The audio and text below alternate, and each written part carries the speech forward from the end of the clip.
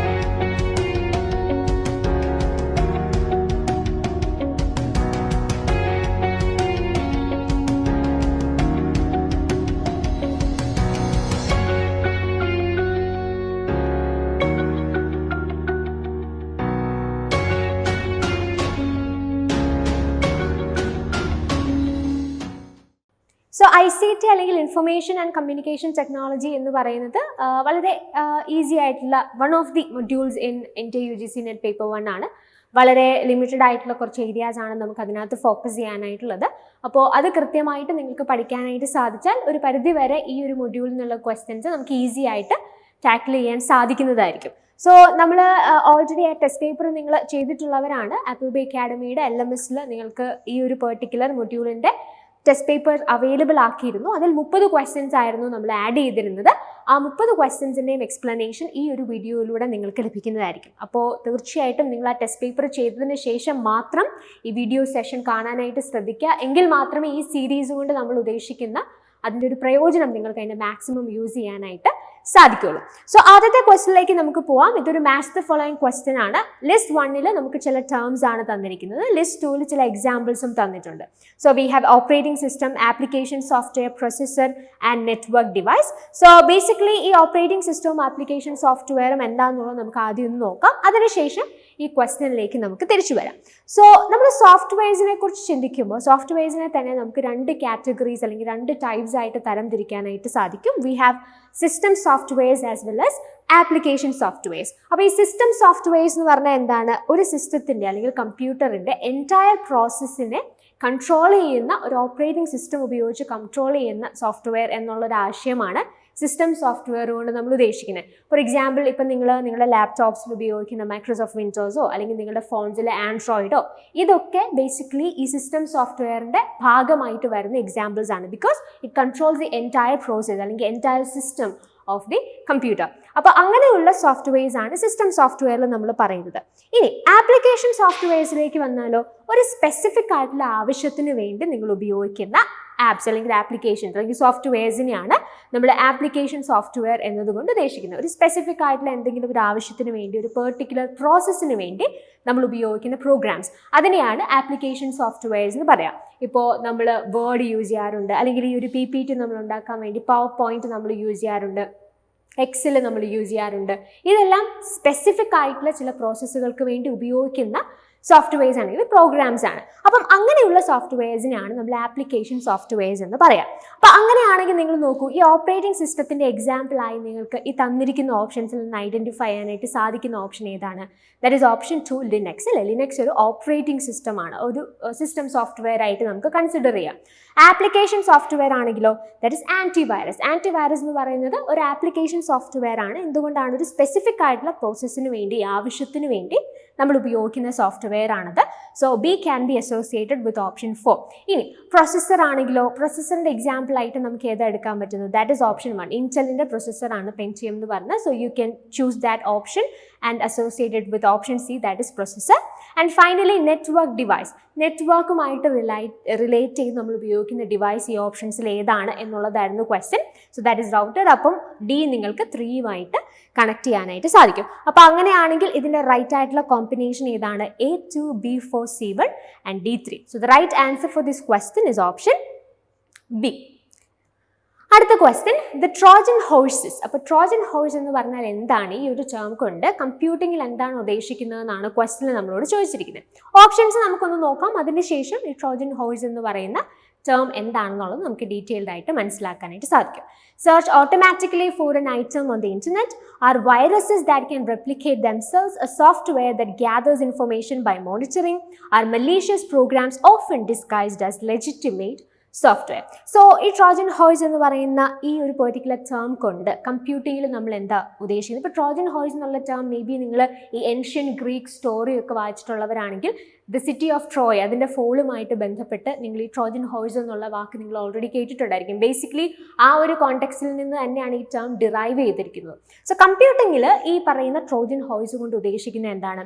In computing, a Trojan horse is a program downloaded and installed on a computer that appears harmless but is in fact malicious. So basically ഇതിൻ്റെ ഒരു പ്രശ്നം എന്താണ്? ഇത് കണ്ടാൽ ഒരു legitimate ആയിട്ടുള്ള ഒരു സോഴ്സ് ആയിട്ടുള്ള അല്ലെങ്കിൽ ഒരു ലെജിറ്റിമേറ്റ് ആയിട്ടുള്ള ഒരു പ്രോഗ്രാം അല്ലെങ്കിൽ സോഫ്റ്റ്വെയർ ആയിട്ട് നമുക്ക് തോന്നും. പ്രശ്നമൊന്നുമില്ല, ഹാംലെസ് ആയിട്ടുള്ള ഒരു സോഫ്റ്റ്വെയർ ആയിട്ട് നമുക്ക് തോന്നും.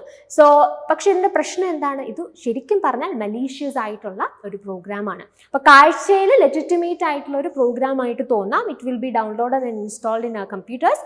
പക്ഷേ ഇത് പ്രശ്നക്കാരനാണ്, ഇറ്റ്സ് മലീഷ്യസ്. അപ്പം ഇങ്ങനെ ഒരു ട്രോജൻ നമ്മളുടെ സിസ്റ്റത്തിൽ അല്ലെങ്കിൽ കമ്പ്യൂട്ടറിലുണ്ട് എന്നെങ്ങനെ നമുക്ക് അണ്ടർസ്റ്റാൻഡ് ചെയ്യാൻ അല്ലെങ്കിൽ മനസ്സിലാക്കാനായിട്ട് സാധിക്കുന്നത്? അൺയൂഷ്വൽ ആയിട്ടുള്ള ആക്ടിവിറ്റീസ് ഒക്കെ നമ്മുടെ സിസ്റ്റത്തിൽ നടക്കാൻ തുടങ്ങും. നമ്മുടെ സെറ്റിങ്സിലൊക്കെ ചില മാറ്റങ്ങൾ, നമ്മൾ ചെയ്യാതെ തന്നെ ചില മാറ്റങ്ങളൊക്കെ സംഭവിക്കാൻ തുടങ്ങും. അപ്പോൾ ഇങ്ങനെയുള്ള കാര്യങ്ങളൊക്കെ നിങ്ങളുടെ സിസ്റ്റത്തിൽ വന്നു കഴിഞ്ഞാൽ ശരിക്കും അതൊരു ഇൻഡിക്കേഷനാണ്. അതായത് ഈ ട്രോജൻ നമ്മളുടെ കമ്പ്യൂട്ടർ റിസൈഡ് ചെയ്യുന്നു എന്നുള്ളതിൻ്റെ ഒരു സൂചനയാണ് ഇങ്ങനെയുള്ള അൺയൂഷ്വൽ ആയിട്ടുള്ള ആക്ടിവിറ്റീസും അതുപോലെ തന്നെ അൺഎക്സ്പെക്റ്റഡ് ആയിട്ട് നമ്മുടെ സെറ്റിങ്സിലൊക്കെ വരുന്ന ചേഞ്ചസും. സോ ഈ പറഞ്ഞത് വെച്ചിട്ടാണെങ്കിൽ ഈ ഓപ്ഷൻസിൽ ട്രോജൻ ഹോഴ്സിന് നിങ്ങൾക്ക് കൺസിഡർ ചെയ്യാൻ പറ്റുന്ന ഏറ്റവും ബെസ്റ്റ് ആയിട്ടുള്ള ആൻസർ അല്ലെങ്കിൽ ഓപ്ഷൻ ഏതാണ്? ദാറ്റ് ഈസ് ഓപ്ഷൻ D, അല്ലേ? Are malicious programs often disguised as legitimate software. So അവർ ലെജിറ്റിമേറ്റ് സോഫ്റ്റ്വെയർസ് ആയിട്ടായിരിക്കും നമുക്ക് അല്ലെങ്കിൽ പ്രോഗ്രാംസ് ആയിട്ട് തോന്നും, but they are malicious programs. So the right answer for this question is option D. Moving to the next question, following are some statements regarding the firewalls. Choose the correct statements. അപ്പോൾ ഫയർവാളുമായിട്ട് ബന്ധപ്പെട്ട് ഉള്ളൊരു question ആണ് ഇത്. ഇതൊക്കെ ഇങ്ങനെയുള്ള ഈ Trojan horse ആയാലും firewall ആണെങ്കിലും ഇങ്ങനെ കുറേ ടേംസ് ഉണ്ട് കമ്പ്യൂട്ടർ റിലേറ്റഡ് ആയിട്ടുള്ള. നിങ്ങൾക്ക് ക്വസ്റ്റ്യൻസ് എക്സ്പെക്റ്റ് ചെയ്യാൻ സാധിക്കുന്ന ടേംസ് ആണ്. മേ ബി നിങ്ങൾ പ്രീവിയസ് ഇയർ ക്വസ്റ്റ്യൻസ് ഒക്കെ പ്രാക്ടീസ് ചെയ്തിട്ടുള്ളവരാണെങ്കിൽ മിക്ക സമയത്തും നിങ്ങൾ ക്വസ്റ്റ്യൻ പേപ്പേഴ്സിൽ കണ്ടിട്ടുള്ള ടേംസ് ഒക്കെ തന്നെയായിരിക്കും ഇത്. ഓക്കെ, അപ്പോൾ ഇതിനെക്കുറിച്ചൊക്കെ ഒരു അവയർനെസ് ഉണ്ടാകുന്നത് ഒരു എക്സാം പോയിന്റ് ഓഫ് വ്യൂ വളരെ ഹെൽപ്ഫുൾ ആയിരിക്കും. സോ ഓപ്ഷൻസ് എന്തൊക്കെയാണ് ഇവിടെ തന്നിരിക്കുന്നത്? Examine traffic between computer and a network, use to verify the data comes from a secure and trusted source, use the concept of digital signature, keep a list of IP addresses, thus preventing access to certain websites. So നമുക്ക് ഈ firewall എന്താണെന്ന് നോക്കാം, അതിനുശേഷം ഈ ക്വസ്റ്റ്യനിലേക്ക് വരാം. Okay, firewall എന്ന് പറഞ്ഞാൽ എന്താ? ബേസിക്കലി ഇതൊരു നെറ്റ്വർക്ക് സെക്യൂരിറ്റി ഡിവൈസ് ആണ്. ഇതിൻ്റെ ജോലി എന്താണ്? അല്ലെങ്കിൽ ഒരു firewall as A security network security device എന്താണ് ചെയ്യുന്നത്? It is actually monitoring the incoming and outgoing network traffic. അതായത് ഇൻകമ്മിങ്ങും ഔട്ട് ഗോയിങ്ങുമായിട്ടുള്ള നെറ്റ്വർക്ക് ട്രാഫിക് ഡേറ്റ അതിനെ കൃത്യമായി മോണിറ്റർ ചെയ്യുക എന്നുള്ളതാണ് ഈ ഫയർവാളിൻ്റെ പ്രധാനപ്പെട്ട ജോലി എന്ന് പറയുന്നത്. അപ്പോൾ ഇത് മോണിറ്റർ ചെയ്യുന്നതിൻ്റെ ഉദ്ദേശം എന്താണ്? In order to decide whether to allow or block specific traffic based on a defined set of security rules. So ഫയർവാളിന് അതിൻ്റേതായിട്ടുള്ള ചില സെക്യൂരിറ്റി റൂൾസ് ഉണ്ട്. സോ കൃത്യമായി ഈ incoming and outgoing network ട്രാഫിക്കുകളെ കൃത്യമായി മോണിറ്റർ ചെയ്തതിന് ശേഷം ഈ റൂൾസിൻ്റെ ബേസിസിൽ ഏതൊക്കെ ഈ പറയുന്ന ട്രാഫിക്സ്, ഏതെങ്കിലും സ്പെസിഫിക് ട്രാഫിക്കിനെ അലോ ചെയ്യണോ അതോ ബ്ലോക്ക് ചെയ്യണോ അങ്ങനെയുള്ള ഡിസിഷൻസ് ഒക്കെ ഈ ഫയർവാൾ എടുക്കും. സോ ദാറ്റ് അതിലൂടെ നമ്മുടെ നെറ്റ്വർക്ക് കൂടുതൽ സെക്യൂർ ആവാനായിട്ടുള്ള സാധ്യതകളുണ്ട്. ഓക്കെ, അപ്പോൾ നമുക്ക് ഈ ഓപ്ഷനിലേക്ക് വരാം, ഈ ക്വസ്റ്റ്യനിലേക്ക് വരാം. 4 ഓപ്ഷൻസ് ആണ് നിങ്ങൾക്ക് ഇവിടെ ഉള്ളത്. ഇതിൽ നിന്നും 2 ഓപ്ഷൻസ് നിങ്ങൾ പിക്ക് ഔട്ട് ചെയ്യണം. അപ്പം നമ്മൾ ഈ പറഞ്ഞതിൻ്റെ ബേസിസിലാണെങ്കിൽ നിങ്ങൾക്ക് ഈസി ആയിട്ട് പിക്ക് ഔട്ട് ചെയ്യാനായിട്ട് സാധിക്കുന്ന ഓപ്ഷൻ ഏതാ? ദാറ്റ് ഈസ് ഓപ്ഷൻ എ അല്ലേ, examine traffic between computer and network. അപ്പോൾ ഈ നെറ്റ്വർക്ക് ട്രാഫിക് കൃത്യമായി ഈ incoming and outgoing network ട്രാഫിക്കുകളെ മോണിറ്റർ ചെയ്യാന്നുള്ളൊരു പരിപാടി അല്ലെങ്കിൽ എക്സാമിൻ ചെയ്യാന്നുള്ളൊരു പരിപാടിയാണ് മെയിനായിട്ട് ഫയർവാളിനുള്ളതെന്ന് ആ ഡെഫിനിഷനിൽ തന്നെ നമ്മൾ പറഞ്ഞു. സോ അതുകൊണ്ട് തന്നെ എ എന്ന് പറയുന്ന ഓപ്ഷൻ നമുക്ക് ഈസി ആയി ചൂസ് ചെയ്യാൻ സാധിക്കുന്നതാണ്. ഇനി ഒരു ഓപ്ഷനും കൂടി ഇതിൽ നിന്ന് നമുക്ക് എടുക്കണം. That is option D, keep a list of IP addresses thus preventing access to certain website. അതായത് ഫയർവാളിൻ്റെ പാർട്ടായിട്ട് നമുക്ക് ചില IP അഡ്രസ്സുകളെ ലിസ്റ്റ് ചെയ്യാം. സോ ദാറ്റ് ഇപ്പം കുറച്ച് പ്രശ്നമായിട്ടുള്ള അല്ലെങ്കിൽ ബ്ലോക്ക് ചെയ്യേണ്ട അല്ലെങ്കിൽ പ്രശ്നമാണെന്ന് തോന്നുന്ന ചില IP അഡ്രസ്സസിനെ നമുക്ക് ഈ നെറ്റ്വർക്കിൽ മാർക്ക് ചെയ്യാനായിട്ട് സാധിക്കും ത്രൂ ഫയർവാൾ. സോ ദാറ്റ് അതിലേക്കുള്ള ആക്സസ് അല്ലെങ്കിൽ അതിൽ നിന്ന് വരുന്ന ഡേറ്റ കൃത്യമായി ബ്ലോക്ക് ചെയ്യാനായിട്ട് ഈ ഫയർവാൾ ഉപയോഗിച്ച് നമുക്ക് സാധിക്കുന്നതാണ്. അപ്പോൾ കൃത്യമായി ചില IP അഡ്രസ്സുകളെ ആ രീതിയിൽ നമുക്ക് മോണിറ്റർ ചെയ്ത് ബ്ലോക്ക് ചെയ്യാനായിട്ട് സാധിക്കും. സോ അതും ഈ പറയുന്ന ഫയർവാൾ അല്ലെങ്കിൽ ഈ ഒരു പ്രോസസ്സിൽ അവർ ഉപയോഗിക്കുന്ന ഒരു മെത്തേഡാണിതും. അങ്ങനെയാണെങ്കിൽ നിങ്ങൾക്ക് ഡിയും അതിൻ്റെ ആൻസർ ആയിട്ട് എടുക്കാനായിട്ട് സാധിക്കും. സോ എയും ഡിയും ആണ് answer. Examine traffic between computer and a network, and D is keep a list of IP addresses thus preventing access to certain website. So A and D ആണ് നമ്മളുടെ ഓപ്ഷൻസ് എന്ന് പറഞ്ഞു. A and D is option C. So the right answer for this question is obviously option C. Okay. Moving to the next question, identify the correct order of following computer memory types ranked from slowest to fastest in terms of access time. So നിങ്ങൾ already exam എഴുതിയപ്പം ഈ ഒരു question നിങ്ങൾ അവിടെ കണ്ടിട്ടുണ്ടാവും അല്ലേ. അപ്പം ഈ ഒരു ടൈപ്പ് ഓഫ് ക്വസ്റ്റ്യൻസ്, അതായത് മെമ്മറി ടൈപ്സ് വന്നിട്ട് അതിൻ്റെ ആക്സസ് ടൈം അല്ലെങ്കിൽ അതിൻ്റെ കപ്പാസിറ്റി അങ്ങനെയുള്ള കാര്യങ്ങളൊക്കെ ചോദിച്ചിട്ടുള്ള ക്വസ്റ്റ്യൻസ് പൊതുവേ വളരെ കോമൺ ആയിട്ട് നിങ്ങൾക്ക് ICTയിൽ പ്രതീക്ഷിക്കാവുന്ന ക്വസ്റ്റ്യൻസ് ആണ്. നിങ്ങൾക്ക് കുറച്ച് ഓപ്ഷൻസ് തരും. അതിന് ഹയറാർക്കിക്കൽ ഓർഡറിൽ may be slowest to fastest അല്ലെങ്കിൽ ഇതിനകത്ത് ഏറ്റവും കപ്പാസിറ്റി ഉള്ളത് ഏതാണ്, ആ രീതിയിൽ ഒരു ഹയറാർക്കിക്കൽ ഓർഡറിലോ സീക്വൻസിലോ ഒക്കെ ചെയ്യാനായിട്ട് തീർച്ചയായിട്ടും നിങ്ങൾക്ക് എല്ലാ തവണയും ക്വസ്റ്റ്യൻസ് എക്സ്പെക്ട് ചെയ്യാൻ സാധിക്കുന്ന ഒരു ടൈപ്പാണിത്. ഇവിടെ നമ്മളോട് പറഞ്ഞിരിക്കുന്നത് എന്താ, ചില മെമ്മറി ടൈപ്സ് നമുക്ക് തന്നിട്ടുണ്ട്. എന്നിട്ട് ആക്സസ് ടൈമിൻ്റെ ബേസിസിൽ സ്ലോവസ്റ്റ് ടു ഫാസ്റ്റസ്റ്റ് എന്നുള്ള രീതിയിൽ ഇതിനെ അറേഞ്ച് ചെയ്യുക എന്നുള്ളതാണ് നമ്മളോട് പറഞ്ഞിരിക്കുന്നത്. സോ നമ്മുടെ ഓപ്ഷൻസ് എന്തൊക്കെയാണ്? Cache memory, CD-ROM, hard disk, RAM and register. So ഇതിനകത്ത് നിങ്ങൾ നോക്കുകയാണെന്നുണ്ടെങ്കിൽ ഇപ്പോൾ ക്യാഷ്, റാം ആൻഡ് രജിസ്റ്റർ ഇത് മൂന്നും ഇന്റേണൽ മെമ്മറിയുടെ പാർട്ടായിട്ട് വരുന്നതാണ്. ഈ CD-ROM ഹാർഡ് ഡിസ്കും ബേസിക്കലി സെക്കൻഡറി മെമ്മറിയാണ് അല്ലേ. അപ്പോൾ അതുകൊണ്ട് തന്നെ ഈ സ്ലോവസ്റ്റ് ഫാസ്റ്റസ്റ്റ് എന്നുള്ള രീതിയിൽ നിങ്ങൾ ചിന്തിച്ചാൽ ഏറ്റവും സ്ലോവസ്റ്റ് ആയിട്ട് വരാൻ സാധ്യതയുള്ളത് ഏതൊക്കെയായിരിക്കും? CD-ROM ഹാർഡ് ഡിസ്കും തന്നെയാണ്. ആക്സസ് ടൈമിൻ്റെ ബേസിലാണ് ചോദിച്ചിരിക്കുന്നത്. സോ ഇത് രണ്ടും സെക്കൻഡറി മെമ്മറിയുടെ എക്സാമ്പിൾസ് ആയതുകൊണ്ട് തന്നെ ഇത് രണ്ടുമായിരിക്കും ഈ പറയുന്ന നമ്മളുടെ ഇന്റേണൽ മെമ്മറിയെക്കാളും slowest based on in terms of access time. So അങ്ങനെയാണെന്നുണ്ടെങ്കിൽ CD-ROMിലും ഹാർഡ് ഡിസ്കിലും ഏറ്റവും സ്ലോവസ്റ്റ് ഏതായിരിക്കും? ഒബ്വിയസ്ലി CD-ROM ആയിരിക്കും. So we have CD-ROM then hard disk. ഇനി നമുക്ക് കണ്ടുപിടിക്കേണ്ടത് ഈ റാം, രജിസ്റ്റർ, ക്യാഷ് ഇതിനകത്ത് ഏതാണ് ഏറ്റവും സ്ലോവസ്റ്റ് ആയിട്ടുള്ളത് അല്ലെങ്കിൽ ഏതാണ് ഏറ്റവും ഫാസ്റ്റസ്റ്റ് ആയിട്ടുള്ളത് എന്നാണ്. സോ ആ മൂന്നെണ്ണം നമുക്ക് ജസ്റ്റ് ഒന്ന് നോക്കിയതിന് ശേഷം ഇതിൻ്റെ സീക്വൻസിലേക്ക് നമുക്ക് വരാം. അപ്പം ഏറ്റവും ആദ്യത്തെ രണ്ടെണ്ണം നമുക്ക് ഓൾറെഡി കിട്ടി. CD-ROM and hard disk slowest fastest എന്നാണ് ചോദിച്ചിരിക്കുന്നത്. ഇങ്ങനെയുള്ള ക്വസ്റ്റ്യൻസ് വരുമ്പം അതിൻ്റെ ക്വസ്റ്റ്യൻ നന്നായി വായിക്കാം. സ്ലോവസ്റ്റ് ടു ഫാസ്റ്റസ്റ്റ് ആണോ അതോ ഫാസ്റ്റസ്റ്റ് ടു സ്ലോവസ്റ്റ് ആണോ, ആ രീതിയിൽ കൃത്യമായി ക്വസ്റ്റ്യൻ വായിക്കുക, അല്ലെന്നുണ്ടെങ്കിൽ തെറ്റിപ്പോകാനായിട്ടുള്ള സാധ്യതകൾ വളരെ കൂടുതലാണ്. സോ നിങ്ങൾ നോക്കൂ, ഇപ്പോൾ രജിസ്റ്റർ എന്ന് പറഞ്ഞാൽ എന്താ? The data that the computers CPU is currently processing get stored in the registers. അതായത് നമ്മളിപ്പം കറന്റ്ലി യൂസ് ചെയ്യുന്നത്, ഇപ്പം നമ്മൾ പ്രോസസ്സ് ചെയ്യുന്ന ഡേറ്റയാണ് ഈ രജിസ്റ്റേഴ്സിൽ സ്റ്റോർ ആവുന്നത്. ബേസിക്കലി പറയുകയാണെങ്കിൽ നമ്മൾ ക്യാഷ് മെമ്മറിയെ കുറിച്ച് പറയുമ്പോൾ എന്താ? Cache memory is known as the smallest and the fastest memory എന്നാണ് പറയുന്നത്. പക്ഷെ ക്യാഷ് മെമ്മറി ബേസിക്കലി പ്രോസസ് മെമ്മറിയാണ്. അതായത് നമുക്ക് എപ്പോഴും നമ്മൾ യൂസ് ചെയ്യുന്ന ആപ്ലിക്കേഷൻസ് ഒക്കെ റിലേറ്റഡ് ആയിട്ടുള്ള ഇൻഫർമേഷൻസ് ഒക്കെ ആയിരിക്കും ക്യാഷ് മെമ്മറിയിൽ സ്റ്റോർ ആവുക.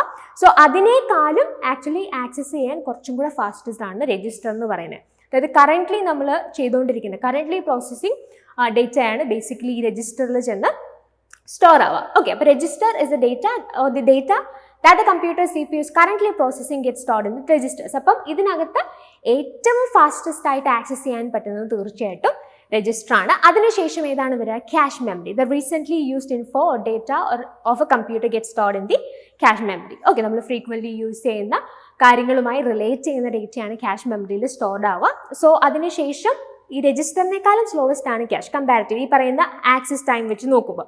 So then we have RAM, that is random access memory. Random access memory is called the read or write memory, അല്ല മെയിൻ മെമ്മറിയാണ്, അല്ലെങ്കിൽ പ്രൈമറി മെമ്മറി എന്നാണ് റാമിനെ നമ്മൾ വിളിക്കുക. സോ ഈ മൂന്നെണ്ണം നിങ്ങൾ കൺസിഡർ ചെയ്യുകയാണെന്നുണ്ടെങ്കിൽ ഇതിനകത്ത് ഇപ്പോൾ ഏറ്റവും ഫാസ്റ്റസ്റ്റ് ആയിട്ട് നമുക്ക് കിട്ടുന്ന ഏതാ? രജിസ്റ്റർ ആണെന്ന് പറഞ്ഞു, ദെൻ ക്യാഷ്, ദെൻ റാം, അങ്ങനെയാണ് സംഭവിക്കുക. അപ്പം നമ്മളോട് ഇവിടെ പറഞ്ഞിരിക്കുന്നത് സ്ലോവസ്റ്റ് ഫാസ്റ്റസ്റ്റ് ആയിട്ട് അറേഞ്ച് ചെയ്യാനാണ്. അപ്പോൾ ആദ്യത്തെ രണ്ടെണ്ണം നമ്മൾ ഓൾറെഡി ഐഡന്റിഫൈ ചെയ്ത് അല്ലേ? CD-ROM, then you have hard disk. അതിനുശേഷം അപ്പോൾ ഏതാ വരിക? സ്ലോവസ്റ്റ് ഫാസ്റ്റസ്റ്റ് ആണെങ്കിൽ RAM, then you have cache memory, and finally you have register. അങ്ങനെയാണെങ്കിൽ അതിൻ്റെ ഒരു ID നിങ്ങൾക്ക് എങ്ങനെയാണ് ഒന്ന് സീക്വൻസ് ചെയ്യാൻ പറ്റുന്നത്? You have BCDA and T. BCDA and E. That is option C. BCDA and T is option C. So the right answer for this question is obviously option C. Next question statement question ആണ്. ഇത് വളരെ easy ആയിട്ടുള്ളൊരു question ആയിരുന്നു. നിങ്ങൾ test ചെയ്തവർക്കറിയാം, may be ഈ ഒരു ടെസ്റ്റിൽ തന്നെ one of the easiest questions ആയിരുന്നു ഈ ഒരു ക്വസ്റ്റ്യൻ എന്ന് പറയുന്നത്. സ്റ്റേറ്റ്മെന്റ് ക്വസ്റ്റ്യൻ ആണ്. ഒന്നാമത്തെ സ്റ്റേറ്റ്മെന്റ് എന്താ പറയുന്നത്? Tablet computers have touch screens. അപ്പം ഇത് വളരെ ജനറൽ കോമൺ ഈസി ക്വസ്റ്റ്യൻ ആണ്. ടാബ്ലറ്റ് കമ്പ്യൂട്ടേഴ്സിന് ടച്ച് സ്ക്രീൻസ് ഉണ്ടെന്നാണ് പറയുന്നത്. Obviously they have touch screens, അതിനകത്ത് നമുക്ക് കൺഫ്യൂഷൻസ് ഒന്നുമില്ല. Statement 2 says tablet computers has A keyboard. So basically ഇതിന് ടച്ച് സ്ക്രീൻസ് ആണ്, കീബോർഡ് അല്ല നമ്മൾ യൂസ് ചെയ്യുന്നത് അല്ലേ? അപ്പോൾ അതുകൊണ്ട് തന്നെ സ്റ്റേറ്റ്മെന്റ് 1 ശരിയാണ്, ബട്ട് സ്റ്റേറ്റ്മെന്റ് 2 എന്താണ്? തെറ്റാണ്. വെരി ജനറൽ, വെരി ഈസി, അങ്ങനെ ഒരു ക്വസ്റ്റ്യൻ ആയിരുന്നു ഇത്. ഞാൻ ഓൾറെഡി പറഞ്ഞതുപോലെ ഈ ടെസ്റ്റിൽ തന്നെ one of the easiest questions എന്ന് വേണമെങ്കിൽ പറയാം. സോ ഇത് ഏതാ നമ്മുടെ answer? Statement 1 is true, but statement 2 is false. That is option C. So the right answer for this question is obviously option C. All right. അടുത്ത ചോദ്യം നമുക്ക് നോക്കാം. മാച്ച് ദ ഫോളോയിങ് ക്വസ്റ്റ്യൻസ് ആണ്. ഇപ്പം നിങ്ങൾ ഈ ICT എന്ന് പറയുന്ന മൊഡ്യൂൾ നോക്കുകയാണെന്നുണ്ടെങ്കിൽ ഒരുപാട് മാച്ച് ദ ഫോളോയിങ് ക്വസ്റ്റ്യൻസ് നിങ്ങൾക്ക് കാണാൻ സാധിക്കുന്ന ഒരു മൊഡ്യൂളാണ്. കാരണം ഒരുപാട് ടേംസ് ഉണ്ട്, അതുപോലെ തന്നെ ആക്രോണിംസ് നമുക്കുണ്ട്.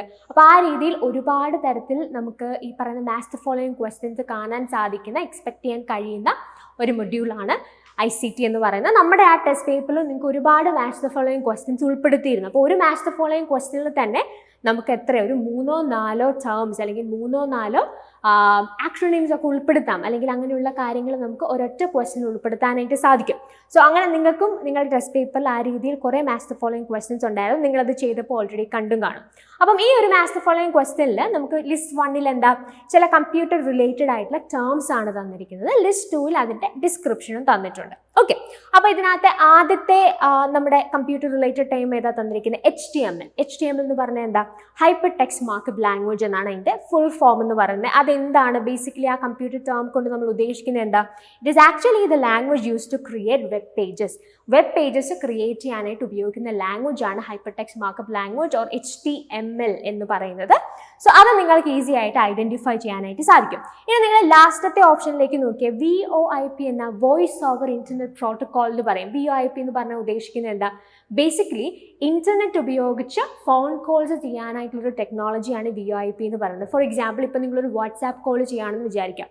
ഒരു വാട്സാപ്പ് കോൾ ചെയ്യുന്ന സമയത്ത് നിങ്ങളൊരു ഫോൺ ലൈനിലൂടെ അല്ല കോൾ ചെയ്യുന്നത് അല്ലേ, മറിച്ച് ഇന്റർനെറ്റ് ഉപയോഗിച്ചിട്ടാണ് ചെയ്യുക. അല്ലെങ്കിൽ നിങ്ങളൊരു ഫേസ്ബുക്ക് മെസ്സഞ്ചർ ഉപയോഗിച്ച് ഒരു കോൾ ചെയ്യുന്നു.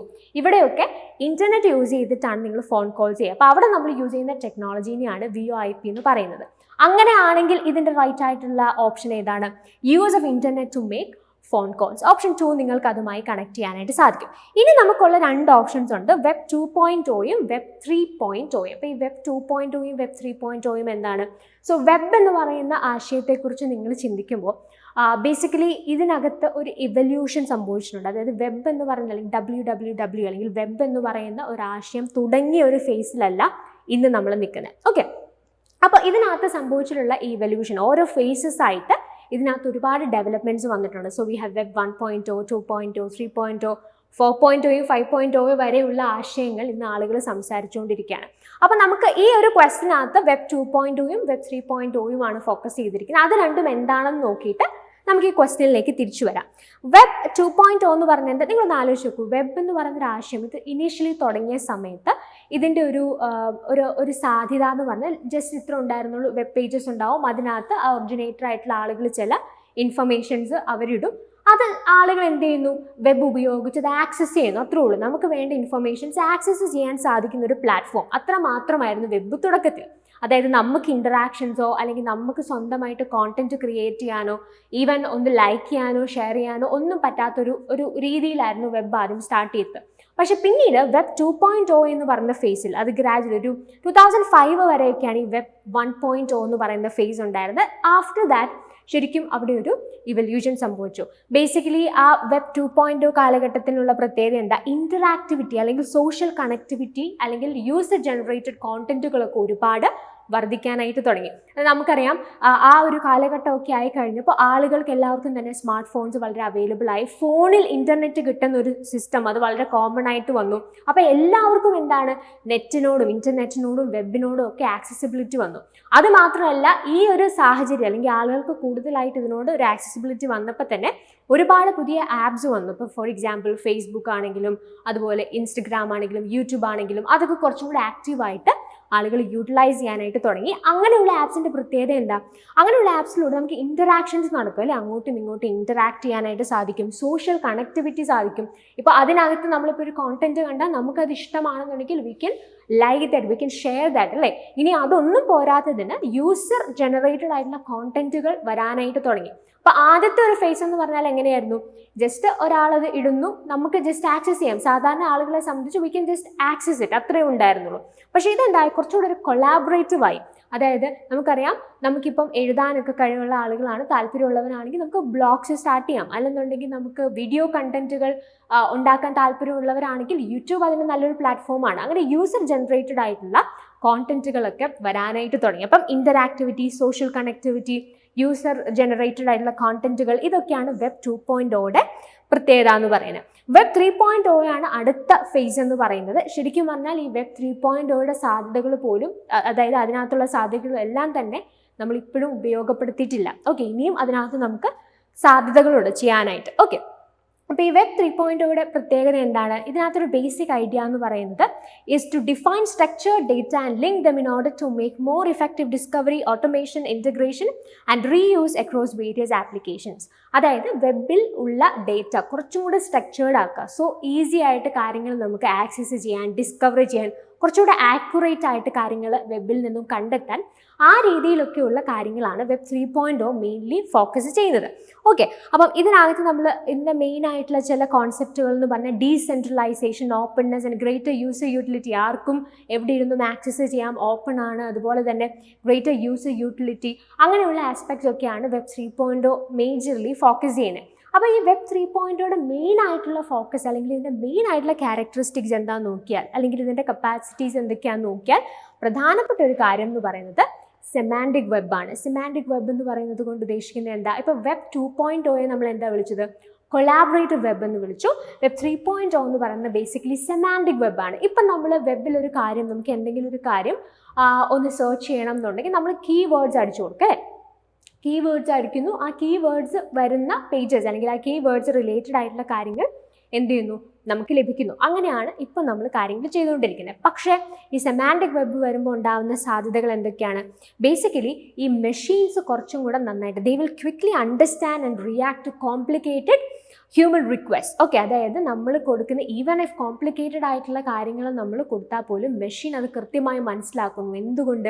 ആ വാക്കുകളുടെ മീനിങ്സ് എന്താണെന്ന് മനസ്സിലാക്കിയിട്ടായിരിക്കും നമുക്ക് അതിന് വേണ്ടിയിട്ടുള്ള അല്ലെങ്കിൽ ആ മേഖലയുമായി റിലേറ്റ് ചെയ്യുന്ന സോഴ്സസ് അല്ലെങ്കിൽ കോണ്ടന്റ് നമുക്ക് തരണം. ഇപ്പോൾ കീവേഡ്സിനെ മാത്രം ഫോക്കസ് ചെയ്തിട്ടാണ്. പക്ഷേ വെബ് 3.0 എന്തിനെയാണ് ഫോക്കസ് ചെയ്യുന്നത്? ആ ഒരു പെർട്ടിക്കുലർ കാര്യം നമ്മൾ അടിച്ചു കൊടുത്തു കഴിഞ്ഞാൽ അതിൻ്റെ കൃത്യമായ മീനിങ് എന്താണെന്ന് അനലൈസ് ചെയ്ത് ആ മീനിങ്ങിൽ ഫോക്കസ് ചെയ്തിട്ട് നമുക്ക് റിസൾട്ട്സ് കിട്ടാനായിട്ട് തുടങ്ങും. That is one of the most important characteristics of web 3.0. So അങ്ങനെയാണെന്നുണ്ടെങ്കിൽ നിങ്ങൾ നോക്കൂ, നമ്മുടെ ക്വസ്റ്റ്യനിലേക്ക് തിരിച്ചു വന്നാൽ അപ്പം നമുക്ക് ഈ 2 ഓപ്ഷൻസ് ആണ് ഇനി ഐഡൻറ്റിഫൈ ചെയ്യാനായിട്ടുണ്ടായിരുന്നത് അല്ലേ? വെബ് 3.0യും വെബ് 2.0യും. സോ വെബ് 2.0 ഏതുമായി കണക്ട് ചെയ്യാനായിട്ട് സാധിക്കും? That is collaborative web, and web 3.0 can be associated with semantic web. Okay, അപ്പം അങ്ങനെയാണെങ്കിൽ നമ്മൾ ഏതൊക്കെ ഓപ്ഷൻസ് ഐഡൻറ്റിഫൈ ചെയ്തേ? HTML എന്ന് പറയുന്ന 3 അല്ലേ? എ എന്ന് പറയുന്ന 3 ആണ്. A3 നമുക്ക് 2 ഓപ്ഷൻസ് ഉണ്ട്. Then we have B is for ഇപ്പം തന്നെ ആൻസർ നമുക്ക് കിട്ടി. ദാറ്റ് ഇസ് ഓപ്ഷൻ എ അല്ലേ? സി ഏതാണെന്ന് നമ്മൾ പറഞ്ഞത്? C is option 1 and D is option 2. C1 and D2, that is option A. So the right answer for this question is obviously option A. Okay, അപ്പം നമ്മൾ ഇത്രയും നേരം വെബിനെ കുറിച്ചൊക്കെ സംസാരിച്ചുകൊണ്ടിരുന്നു. ഇനി അടുത്തൊരു ക്വസ്റ്റ്യൻ നോക്കി. ഇത് വളരെ ഈസി ആയിട്ടുള്ളൊരു ക്വസ്റ്റ്യൻ ആണ്. What is the world wide web, or what do you mean by world wide web, or WWW? And you have the options: collection of web pages stored on websites, interconnected networks, hypertext processor and web browser. So basically WWW അല്ലെങ്കിൽ world wide web എന്ന് പറഞ്ഞാൽ അതുകൊണ്ട് ഉദ്ദേശിക്കുന്നത് എന്താ? It is basically a collection of web pages stored on websites, right? So the right answer for this question is option A. Moving to the next question. അടുത്ത നമ്മളോട് ചോദിച്ചിരിക്കുന്ന ആ ഒരു ടെസ്റ്റ് പേപ്പറിൽ നിങ്ങൾക്ക് ഉണ്ടായിരുന്ന ക്വസ്റ്റ്യൻ ഏതായിരുന്നു? എതർനെറ്റിനെ കുറിച്ചിട്ടായിരുന്നു അല്ലേ? Ethernet is, and you have the options: a program that identifies and moves traffic across local segments, a protocol designed for wireless MANs, a system that connects a number of computers or devices together to form a LAN, a device that can communicate with another computer. So ഈ ഓപ്ഷൻസിനകത്തുനിന്ന് എതർനെറ്റിനോട് connect ചെയ്യാൻ പറ്റുന്ന ഏറ്റവും appropriate ആയിട്ടുള്ള option ഏത്? അതാണ് നമ്മൾ basically ഇതിൽ നിന്നും ഐഡൻറ്റിഫൈ ചെയ്യേണ്ടത്. നമുക്ക് കുറേ ഓപ്ഷൻസ് ഉണ്ട്. ഇതിനകത്ത് the most appropriate answer you can connect the term Ethernet. So basically Ethernet എന്ന് പറഞ്ഞാൽ എന്താ? എതർനെറ്റ് എന്ന് പറഞ്ഞാൽ ഒരു ട്രഡീഷണൽ ടെക്നോളജിയാണ്. അതായത് വയേർഡ് ആയിട്ടുള്ള നെറ്റ്വർക്കാണ്. So Ethernet is the traditional technology for connecting devices in a wired local network or even wide area network. So ഇവിടെ എന്താ സംഭവിക്കുന്നത്? ഇപ്പം നമുക്കറിയാം, ഇപ്പം നമ്മൾ വയർലെസ് നെറ്റ്വർക്കുകളൊക്കെ, ഇപ്പോൾ വൈഫൈ പോലെ വയർലെസ് നെറ്റ്വർക്കുകളൊക്കെ നമ്മൾ ഉപയോഗിക്കുന്ന ഒരു സമയമാണ് അല്ലേ? എതർനെറ്റ് എന്ന് പറഞ്ഞൊരു ട്രഡീഷണൽ ടെക്നോളജിയാണ്. എതർനെറ്റ് കേബിൾസ് ഉണ്ട്. ആ കേബിൾസ് ഉപയോഗിച്ച് ഒരു നെറ്റ്വർക്കിൽ നിങ്ങൾ ഡിവൈസസ് കമ്പ്യൂട്ടേഴ്സൊക്കെ കണക്ട് ചെയ്യുന്നു, അല്ലെങ്കിൽ നിങ്ങളൊരു നെറ്റ് കേബിൾ ഉപയോഗിച്ച് നിങ്ങളുടെ സിസ്റ്റത്തിലേക്ക് ഡയറക്റ്റ്ലി കണക്ട് ചെയ്യുന്നു. അതൊരു വയേർഡ് ആയിട്ടുള്ള ഒരു നെറ്റ്വർക്കാണ് അല്ലേ? അപ്പോൾ അങ്ങനെയുള്ള നെറ്റ്വർക്ക്സിനെയാണ് ബേസിക്കലി നമ്മൾ എന്ത് പറയുക? എതർനെറ്റ് എന്ന് പറയാം. അപ്പോൾ ഈ ഒരു ക്വസ്റ്റ്യനിലെ ഓപ്ഷൻസ് നിങ്ങൾ നോക്കുകയാണെങ്കിൽ basically Ethernet usually transmits data, അല്ലെങ്കിൽ യൂഷ്വലി എന്നല്ല, Ethernet transmit data over cable ഉപയോഗിച്ചിട്ടായിരിക്കും എതർനെറ്റിൽ ഡേറ്റ ട്രാൻസ്മിറ്റ് ചെയ്യപ്പെടുക. ഇവിടെ തന്നിരിക്കുന്ന ഓപ്ഷൻസിൽ അപ്പം ഏറ്റവും അപ്രോപ്രിയേറ്റ് ആയിട്ട് നിങ്ങൾക്ക് എടുക്കാൻ പറ്റുന്ന ഒരു ഓപ്ഷൻ ഏതായിരിക്കും? A system that connects a number of computers or devices together to form a LAN. So the most appropriate answer that you can take for this question is option C, that is a system that connects a number of computers or devices together to form a LAN. So അതാണ് നമ്മുടെ right ആയിട്ടുള്ള answer എന്ന് പറയുന്നത്. Okay, moving to the next question. അടുത്ത question എന്താ? Which of the following statements about desktop and laptop computers are true? So desktop അതുപോലെ laptop computers ഒക്കെ വളരെ ഫെമിലിയർ ആണ്, നമ്മളെല്ലാവരും യൂസ് ചെയ്തിട്ടുള്ളതും യൂസ് ചെയ്യുന്നവരുമാണ്. അപ്പോൾ അതിൽ നിന്നുള്ളൊരു ക്വസ്റ്റ്യൻ ആണിത്. അപ്പോൾ അത്യാവശ്യം നിങ്ങൾക്ക് ഇതിനോടൊക്കെ ഒരു ഫെമിലിയാരിറ്റി ഉണ്ടെങ്കിൽ നിങ്ങൾക്ക് ആൻസർ ചെയ്യാൻ പറ്റുന്നൊരു ക്വസ്റ്റ്യൻ തന്നെ ഉണ്ടായിരുന്നുള്ളൂ. അപ്പോൾ ICTയിൽ ഒരു പരിധി വരെ കുറേ ക്വസ്റ്റ്യൻസ് ഇങ്ങനെ നമുക്ക് കിട്ടും. അതായത് നമ്മളൊക്കെ ഇതുമായിട്ട് ഇന്ന് കമ്പ്യൂട്ടേഴ്സും സ്മാർട്ട് ഫോൺസൊക്കെ വളരെ കോമൺ ആയിട്ട് നമ്മൾ യൂസ് ചെയ്യുന്നു. ഇൻ്റർനെറ്റിനോടൊക്കെ നമ്മളെല്ലാവരും വളരെ ആക്സസിബിലിറ്റി ഉള്ള ആളുകളാണ്. അപ്പോൾ ആ രീതിയിൽ നമ്മളുടെ കോമൺ ആയിട്ടുള്ള നോളജ് ഉപയോഗിച്ച് ആൻസർ ചെയ്യാൻ കഴിയുന്ന ഒരുപാട് ക്വസ്റ്റ്യൻസ് ICTയിൽ നിങ്ങൾക്ക് എക്സ്പെക്ട് ചെയ്യാനായിട്ട് സാധിക്കും. അതുപോലുള്ളൊരു ക്വസ്റ്റ്യൻ ആണ് ഇതും. അപ്പോൾ ഈ തന്നിരിക്കുന്ന ഓപ്ഷൻസിൽ ഡെസ്ക്ടോപ്പ് ലാപ്ടോപ്പ് കമ്പ്യൂട്ടേഴ്സിനെ കുറിച്ചുള്ള ചില ഓപ്ഷൻസ് ആണ് തന്നിരിക്കുന്നത്. ഇതിനകത്ത് ശരിയായിട്ടുള്ള ഓപ്ഷൻസ് ഐഡൻറ്റിഫൈ ചെയ്യുക എന്നാണ് പറഞ്ഞിരിക്കുന്നത്. ഓപ്ഷൻസ് നമുക്ക് നോക്കാം. Most modern laptop computers have build in web CAMS. So that is true. ഇപ്പോൾ ഇറങ്ങുന്ന പുതിയ ലാപ്ടോപ്പ് കമ്പ്യൂട്ടേഴ്സിനെല്ലാം തന്നെ ബിൽഡ് ഇൻ വെബ് ക്യാംസ് അതിൽ തന്നെ നിങ്ങൾക്ക് കാണാനായിട്ട് സാധിക്കും. രണ്ടാമത്തെ ഓപ്ഷൻ എന്താ? Desktop computers are not very portable. Portable എന്ന് പറഞ്ഞാൽ എന്താ? നമുക്ക് ഒരു സ്ഥലത്ത് നിന്ന് മറ്റൊരു സ്ഥലത്തേക്ക് ഈസി ആയിട്ട് ക്യാരി ചെയ്ത് പോകാൻ പറ്റുമോ ഇല്ലയോ, ദാറ്റ് ഈസ് പോർട്ടബിൾ. അതാണ് ഉദ്ദേശിക്കുന്നത്. ഇവിടെ പറഞ്ഞിരിക്കുന്നത് എന്താ? It is not very portable, that is true. Desktop കമ്പ്യൂട്ടറിനെ ഒരു സ്ഥലത്ത് നിന്ന് മറ്റൊരു സ്ഥലത്തേക്ക് മൂവ് ചെയ്യുക, എടുത്തുകൊണ്ട് പോവുക, ക്യാരി ചെയ്തുകൊണ്ട് പോകാൻ എന്ന് പറഞ്ഞാൽ ഇറ്റ്സ് നോട്ട് ദാറ്റ് ഈസി അല്ലേ? അപ്പോൾ അതുകൊണ്ട് ആ ഓപ്ഷനും ശരിയാണ്. അടുത്ത എന്താ? All desktop computers have build in touch pad. ഇല്ല അല്ലേ? ഡെസ്ക്ടോപ്പ് കമ്പ്യൂട്ടേഴ്സിന് എല്ലാത്തിനും ടച്ച് പാഡ്സ് ഒന്നും ഇല്ല. അപ്പോൾ ആ ഓപ്ഷൻ തെറ്റാണ്. ഡി എന്താ പറഞ്ഞേക്കുന്നത്? Laptop computers R rarely supplied with a mouse. That is again true. എല്ലാ ലാപ്ടോപ്പ് കമ്പ്യൂട്ടേഴ്സിനും മൗസ് അവർ പ്രൊവൈഡ് ചെയ്യണമെന്ന് നിർബന്ധമൊന്നുമില്ല. അപ്പോൾ ഈ തന്നിരിക്കുന്ന ഓപ്ഷൻസിൽ സി മാത്രമാണ് റോങ് ആയിട്ടുള്ളത്. അപ്പോൾ നമ്മളൊരു ട്രൂ സ്റ്റേറ്റ്മെന്റ്സ് ഐഡന്റിഫൈ ചെയ്യാനാണ് പറഞ്ഞേക്കുന്നത്. അപ്പോൾ ഏതൊക്കെ ഓപ്ഷൻസ് നമുക്ക് എടുക്കാം? A, B and D are true. So A, B and D എന്ന് പറയുന്ന ഓപ്ഷൻ ബി ആണ്. So the right answer for this question is option B itself. So അടുത്ത ക്വസ്റ്റ്യനിലേക്ക് നമുക്ക് മൂവ് ചെയ്യാം.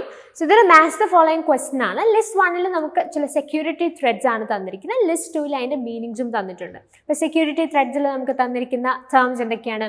Hacking, phishing, spyware and spam.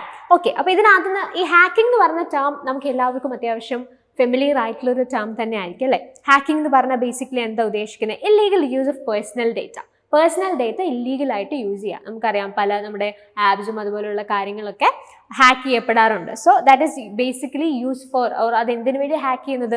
Illegal use of personal data എന്നുള്ളത് തന്നെയാണ് അതിൻ്റെ ഒരു മീനിങ് എന്നതുകൊണ്ട് നമ്മൾ ഉദ്ദേശിക്കുന്നത്. അപ്പോൾ അതിനുശേഷമുള്ള ഈ സെക്യൂരിറ്റി ത്രെഡ്സ്, അതായത് ഫിഷിംഗ്, സ്പൈവെയർ ആൻഡ് സ്പാം, ഇതൊക്കെ എന്താണെന്നുള്ളത് നമുക്ക് ജസ്റ്റ് ഒന്ന് നോക്കാം. ഫിഷിംഗ് എന്ന് പറഞ്ഞാൽ എന്താ? ഫിഷിംഗിൽ ബേസിക്കലി സംഭവിക്കുന്നത് എന്താ? Phishing is a fraudulent attempt often used to steal user data or sensitive information such as login credentials, credit card numbers, etc.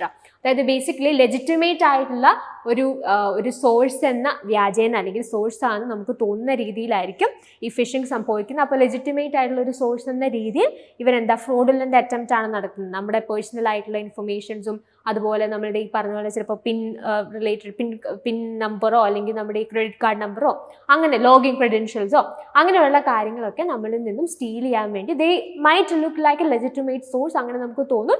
അതിങ്ങനെയുള്ള informations steel ചെയ്യുക എന്നുള്ളതാണ് ഇവരുടെ ഉദ്ദേശം എന്ന് പറയുന്നത്. That is phishing. ഇനി സ്പൈവെയർ എന്നൊരു ടേം നമുക്ക് അവിടെ കൊടുത്തിട്ടുണ്ട്. സ്പൈവെയർ കൊണ്ട് ഉദ്ദേശിക്കുന്നത് എന്താ? ഈ സ്പൈ എന്ന് പറഞ്ഞാൽ ഉദ്ദേശിക്കുന്നത് എന്താ?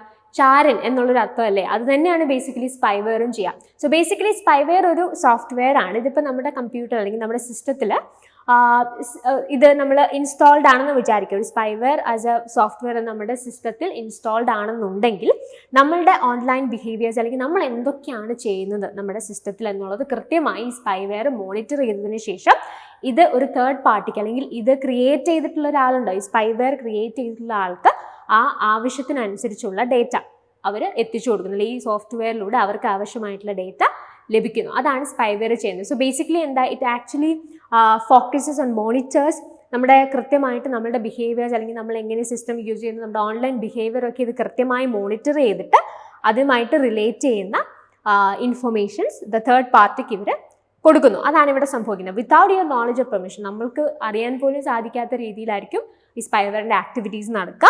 Spyware is A kind of malware that secretly gathers information about a person or organization and relays this data to other parties. അപ്പം ആളുകളെക്കുറിച്ചോ ഓർഗനൈസേഷനോ ഒക്കെ റിലേറ്റഡ് ആയിട്ടുള്ള ഇൻഫർമേഷൻസ് അവരുടെ പെർമിഷനോ നോളജോ ഇല്ലാതെ അവരുടെ ഇങ്ങനെയുള്ള ആക്ടിവിറ്റീസൊക്കെ മോണിറ്റർ ചെയ്തിട്ട് ആവശ്യത്തിന് ആർക്കാണോ ഇത് വേണ്ടത് അവർക്ക് എത്തിച്ചു കൊടുക്കുക എന്നുള്ളൊരു പരിപാടിയാണ് ഈ സ്പൈവെയർ എന്ന് പറയുന്ന ഈ സോഫ്റ്റ്വെയർ ചെയ്യുന്നത്. It's basically a malware. And then we have spam. സ്പാമും അത്യാവശ്യം നമുക്ക് വളരെ കോമൺ ആയിട്ടുള്ള ഒരു ടേം അല്ലേ? നമ്മുടെ ഇമെയിലൊക്കെ നോക്കിക്കഴിഞ്ഞാൽ അല്ലെങ്കിൽ നമുക്ക് even spam messages, spam calls ഒക്കെ നമുക്ക് വരാറുണ്ട്. ബേസിക്കലി എന്താ?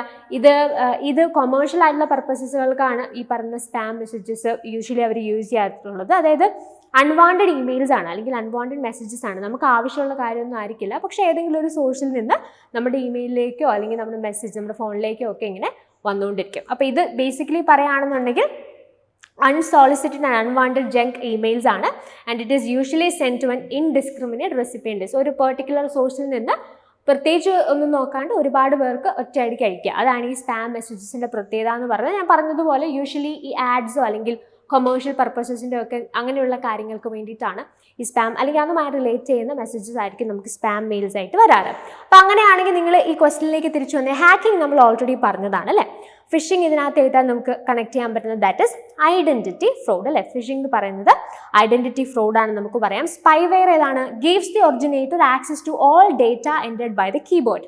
ഓക്കെ, ബേസിക്കലി അതെന്താ മോണിറ്റർ ചെയ്തുകൊണ്ടിരിക്കുകയാണ് നമ്മുടെ ആക്ടിവിറ്റി. സ്പാം ഏതാണ്? Clog up a user's inbox with unwanted emails. അങ്ങനെയാണെങ്കിൽ ഇതിൻ്റെ റൈറ്റ് ആയിട്ടുള്ള കോമ്പിനേഷൻസ് ഏതൊക്കെയാണ്? A4 ആണെന്ന് നമ്മൾ പറഞ്ഞു. A4 then we have B3. അപ്പം A4 B3 ആണെങ്കിൽ തന്നെ നിങ്ങൾക്ക് ആൻസർ കിട്ടി. then we have C that is 2 and D1. So C2 D1 that is option B. So the right answer for this question is obviously option B. Moving to the next question, the post office protocol is. Post office protocol എന്ന് പറഞ്ഞത് protocol means a set of rules that governs the activities അല്ലേ. അതാണ് ഈ protocol എന്ന വാക്കുകൊണ്ട് നമ്മൾ ഉദ്ദേശിക്കുന്നത്. അപ്പോൾ ഈ post office protocol is basically a protocol that is related to email related ആയിട്ടുള്ള ഒരു protocol ആണ് പോസ്റ്റ് ഓഫീസ് പ്രോട്ടോകോൾ എന്ന് പറയുന്നത്. ഇനി നമുക്ക് ഓപ്ഷൻസ് ഓരോന്ന് വായിച്ച് നോക്കാം. അപ്പോൾ നിങ്ങൾക്ക് ഈസി ആയിട്ട് ഇത് എന്താണെന്നുള്ളത് മനസ്സിലാവും, ഈസി ആയിട്ട് ആൻസർ ചെയ്യാവുന്നതേ ഉള്ളൂ ഇത്രയും കാര്യങ്ങൾ അറിയാമെങ്കിൽ തന്നെ. Protocol used for transfer of files from one computer to another computer. Protocol used to handle email attachments. Protocol used when receiving emails from the email server. Protocol used for sending emails. അപ്പോൾ ഇതിനകത്ത് email related ആണെന്ന് ഞാൻ already പറഞ്ഞു. അപ്പോൾ തന്നെ നിങ്ങൾക്ക് ഈ രണ്ട് ഓപ്ഷൻസ് ആണ് ഇനി നിങ്ങൾക്ക് ഐഡൻറ്റിഫൈ ചെയ്യേണ്ടത്. ബേസിക്കലി പോസ്റ്റ് ഓഫീസ് പ്രോട്ടോകോൾ എന്തിനു വേണ്ടിയാണ് ഉപയോഗിക്കുന്നത്? സോ ദാറ്റ് ഈസ് അല്ലെങ്കിൽ ഇത് റിസീവിങ് ഇമെയിൽ റിസീവ് ചെയ്യുന്നതുമായിട്ട് ബന്ധപ്പെട്ടുള്ളൊരു പ്രോട്ടോകോൾ ആണ്. So protocol use when receiving emails from the email server. അതുമായി റിലേറ്റ് ചെയ്തിട്ടുള്ള ഒരു പ്രോട്ടോകോളാണ് പോസ്റ്റ് ഓഫീസ് പ്രോട്ടോകോൾ എന്ന് പറയുന്നത്. അപ്പോൾ നിങ്ങൾ ഈ ഒരു ടേം ഓർത്തിരിക്കുക, ഈ പ്രോട്ടോകോൾ ഓർക്കുക, ഇമെയിൽ റിലേറ്റഡ് ആണെന്ന് ഓർക്കുക. ഇമെയിൽ റിലേറ്റഡ് എന്ന് പറയുമ്പോൾ എന്ത് ആക്ടിവിറ്റീനെയാണ് ഇത് ഗവേൺ ചെയ്യുന്നത്? Receiving emails from the email server. So the right answer for this question is option C. Okay, അടുത്ത ക്വസ്റ്റ്യനിലേക്ക് നമുക്ക് പോവാം. ഇതൊരു മാച്ച് ദ ഫോളോയിങ് ക്വസ്റ്റ്യൻ. അപ്പം നിങ്ങൾ ഈ ഒരു ക്വസ്റ്റ്യൻ ടെസ്റ്റ് പേപ്പറിൽ ചെയ്തിട്ടുണ്ടെങ്കിൽ ഇതിൻ്റെ കോണ്ടെക്സ്റ്റ് എന്തായിരുന്നു? അതായത് ഒരു മ്യൂസിക് ടീച്ചർ അദ്ദേഹത്തിൻ്റെ തൊഴിലുമായി ബന്ധപ്പെട്ട്, അത് മ്യൂസിക് പഠിപ്പിക്കുന്ന ഒരാളാണ്. അപ്പോൾ അദ്ദേഹത്തിൻ്റെ ട്രെയിനിങ് ആയിട്ട് ബന്ധപ്പെട്ട് അദ്ദേഹത്തിന് different types of training materials ഉണ്ട് അല്ലേ. കമ്പ്യൂട്ടർ യൂസ് ചെയ്തിട്ട് അദ്ദേഹം ഉണ്ടാക്കുന്ന പലതരത്തിലുള്ള ട്രെയിനിങ് മെറ്റീരിയൽസ് ഉണ്ട്. ആ ട്രെയിനിങ് മെറ്റീരിയൽസ് ആണ് നിങ്ങൾക്ക് ലിസ്റ്റ് 1 തന്നിരിക്കുന്നത്. അപ്പോൾ നിങ്ങൾ ടെസ്റ്റ് പേപ്പർ ചെയ്ത സമയത്ത് ആ ക്വസ്റ്റ്യനോട് കൂടി മാച്ച് ദ ഫോളോയിങ്ങിൻ്റെ കൂടെ ആ ഒരു കോണ്ടെക്സ്റ്റും നിങ്ങൾ ഓൾറെഡി കണ്ടു കാണും അല്ലേ. അപ്പോൾ ആ അദ്ദേഹത്തിൻ്റെ ട്രെയിനിങ് മെറ്റീരിയൽസ് ആണ് നിങ്ങൾക്ക് ലിസ്റ്റ് 1 തന്നിരിക്കുന്നത്.